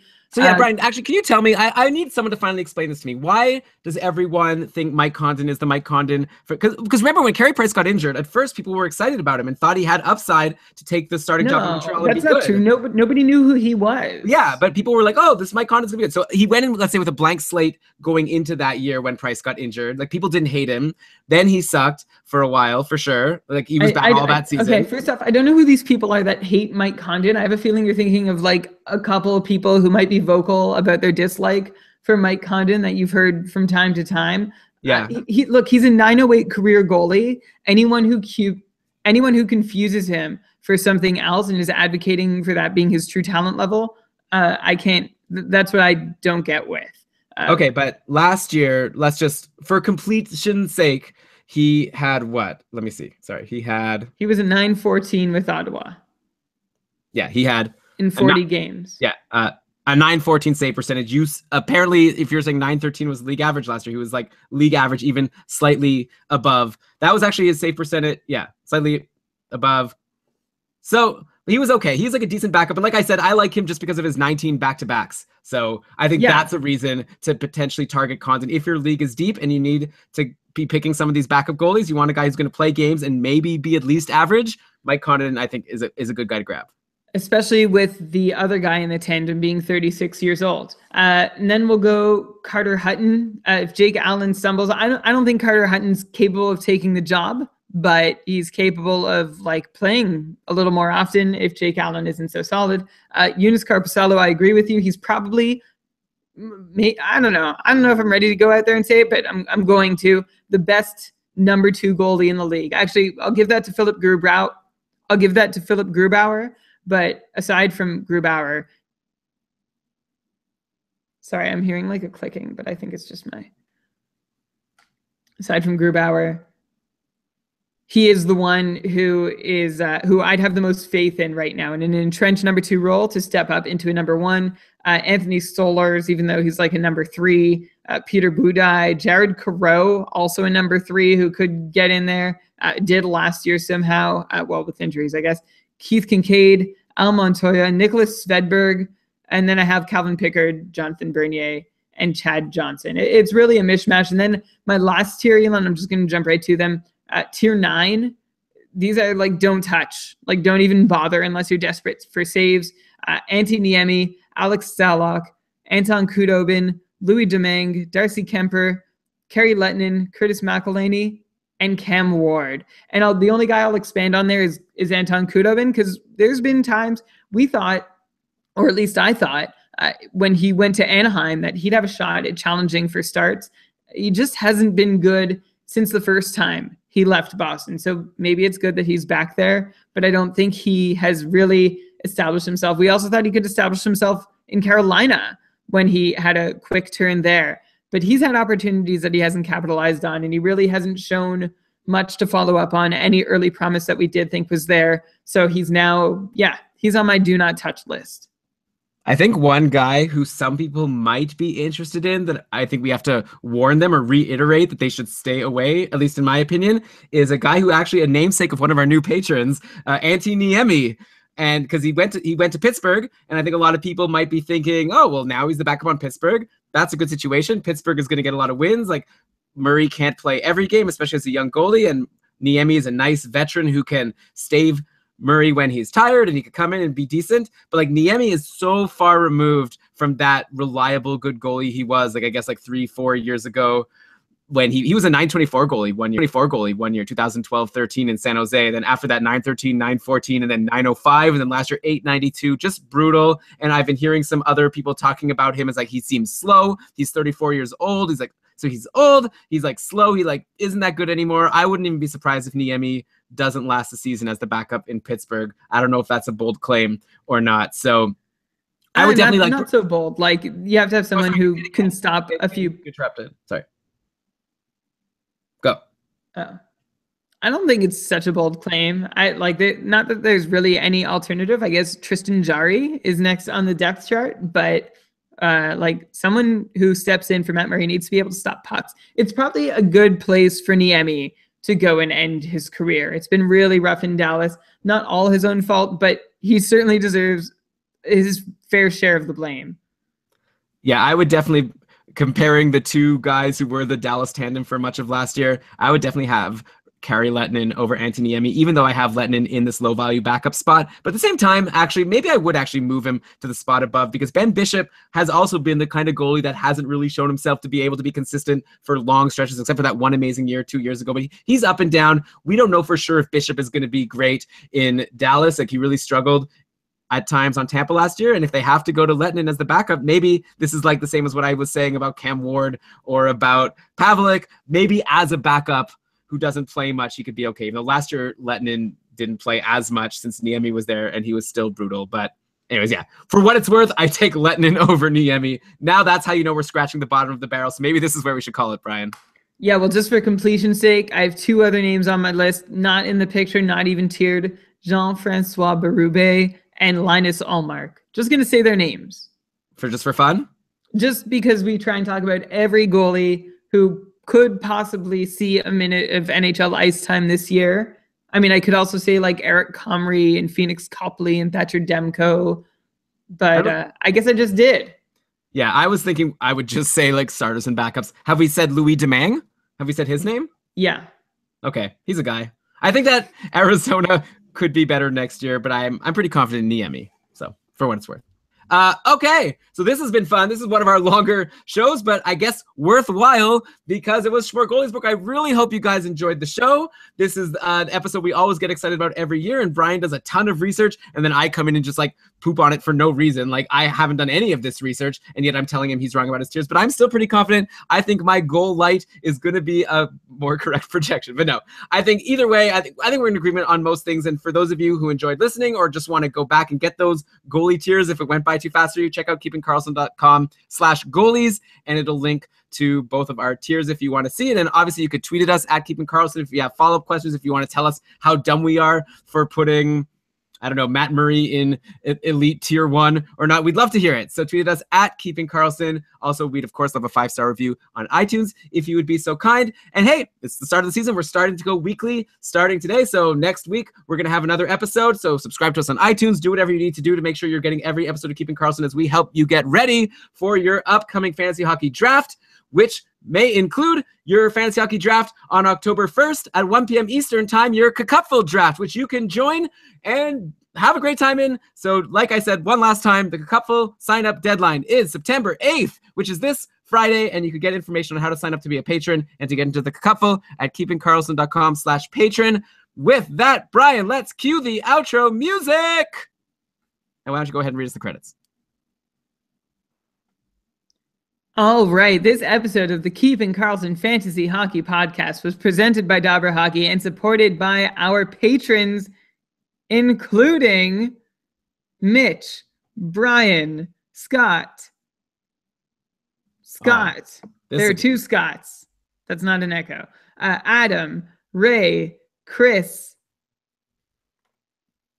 You're going to have to edit some here. Can you start over? Can you start over so I don't have to edit you listing names? I can't. It's the most boring. I don't have the list, so I'm just going, and you'll have to edit out the middle parts. No, I can't. Paul. No, start at the beginning. I'm gonna cut out the whole thing. Oh my God. Seriously? I'm gonna go to each name and like cut time between you saying each name so that it's not like 2 minutes of podcast of you listing like common first names. Scott, Paul, Dave, Michael again, Scott, like amazing content for the podcast. Like say it quickly at least. I can't, it'll be like 1 a.m. It'll drive me crazy. I'll be so mad if I have to edit at that point in between every name. This episode of the Keeping Karlsson Fantasy Hockey Podcast was presented by Dobber Hockey and supported by our patrons. Thank you to all of you who have joined us recently. And of course, we encourage you, if it sounds fun to you to compete against the best pulleys in the world, head on over to keepingkarlsson.com/patron and get all kinds of other perks. This episode was researched with help from Rob Volman's super stat sheet, which you can find over at hockeyabstract.com. Nick Mercadante, Ian Fleming, they both just have stats out there on the internet and through direct message that they were offering up for us. Left Wing Lock, Frozen Pool, Corsica Hockey. Did I say Dobber Hockey? Hockey Analysis. No, that doesn't exist anymore. You get out of my credits. Same with you, Corsica. Well, when you come back. Hockey Reference, Hockey Database, Elite Prospects, Roto World, and Fantrax. Great job, as always, Brian. Look at all the research he did. So many references. And we hope you guys enjoyed the show. We'll be back at you with our next preseason episode next Sunday, 7 p.m. keepingkarlsson.com/live. Check it out. Until then, keep on keeping Karlsson. All right. People in the chat room think you hate me right now. I do hate you for like what was that was, I think that was weak. I think that was unnecessary. It was going so slowly. It would have been so boring. Uh-huh. And it would have been so annoying to edit. Do you think if I could have said them without pausing in between, I would have? Well, no, I think you should either prepare it in advance to say without the pauses or not say it. I think the amount of time you spent like explaining to me why it was too hard is probably the amount of time that it would have taken. But now I'll just be able to cut right from. I'll just cut that whole thing. It'll be so lucky slick. you. Yeah. So anyways, I certainly don't. It's not to entertain anyone. It's to. I like to say thanks. But I guess you don't care. Anyway, but I don't want to end on a sad note. I'm the one who cares about the patrons. This is the second show in a row where we've both been in a bad mood at the end of it. Well, as you know, I moved today. I am pretty freaking exhausted, and I can imagine. And I start tomorrow the year. So. Oh my gosh. Yeah. Good luck, pal. You did a good job. I'm very. You're just trying to end on a positive. No, I'm in awe of all the research you did. While having moved. I really appreciate it. You're doing a fantastic job. Yeah. Good try. I'll forgive you in the morning. Is that a new haircut? Oh my God. Nice. I gotta go, man. I've I don't even have like a towel or like I don't know if I have a bed sheet. I wish I could help. Yeah. Okay. Who asked first about my new haircut? Was it you or Christian? It was Christian. So you couldn't think of something nice to say. And Christian, yes, I did get a haircut recently. Thank you. Thanks for noticing. Elon never notices. I shaved today for the show. I had a big beard. Thanks everyone for listening. I'm a big crank.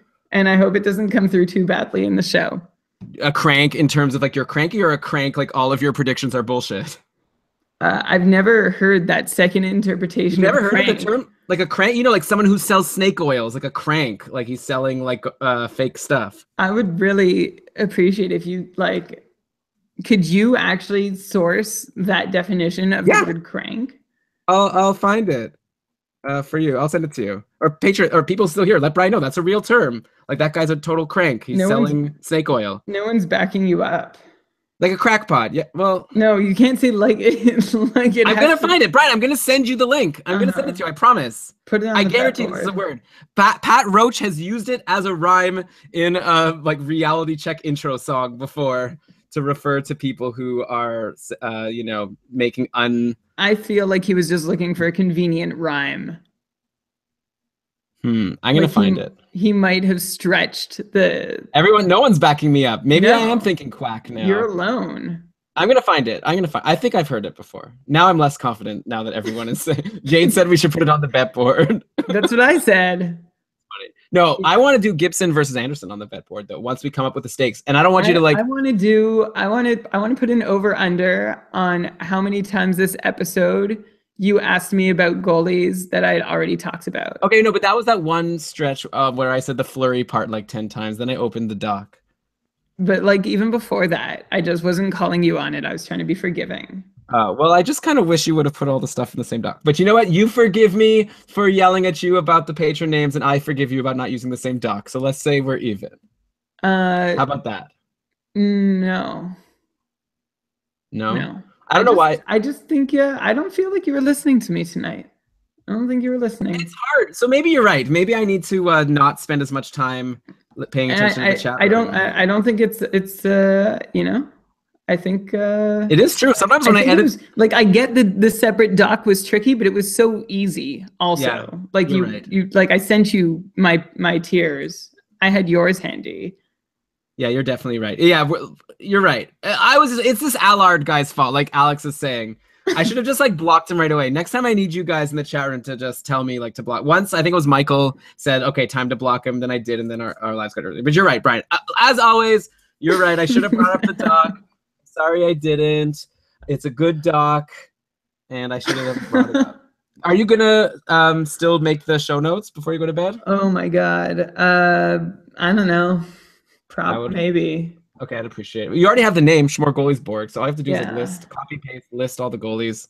Oh, yeah. You can even not list them. You can say every goalie. Maybe. Do you think if I just copy pasted last year's, anyone would notice? You could definitely write, like, I don't feel like finding all the goalie names, so here's the list of goalies from last year. That would actually be pretty funny. Do it. Okay, maybe. Okay, so I'll let you go so you could do that. And then I guess Brian, I'll make the doc that we share. I don't know, did you move, when you were saying during the show that you're going to move people around in your tiers, you're like, okay, I've changed my mind. I'm going to move this guy to a different tier. Did you actually move them? Yeah. Okay, so if I share this spreadsheet, then it'll be what you want shared, right? Yeah, I would just take out these 2 rows. Yeah, you mean columns, right? Well, the rows and the columns. Take out. Oh, you don't want the explanations? Okay, yeah, that's fair. And then I'll just make another sheet with mine under it, I guess. Ah, Jade. Clutch. Okay, that was funny. Okay, bye, everybody. Okay, thanks, everyone. Good.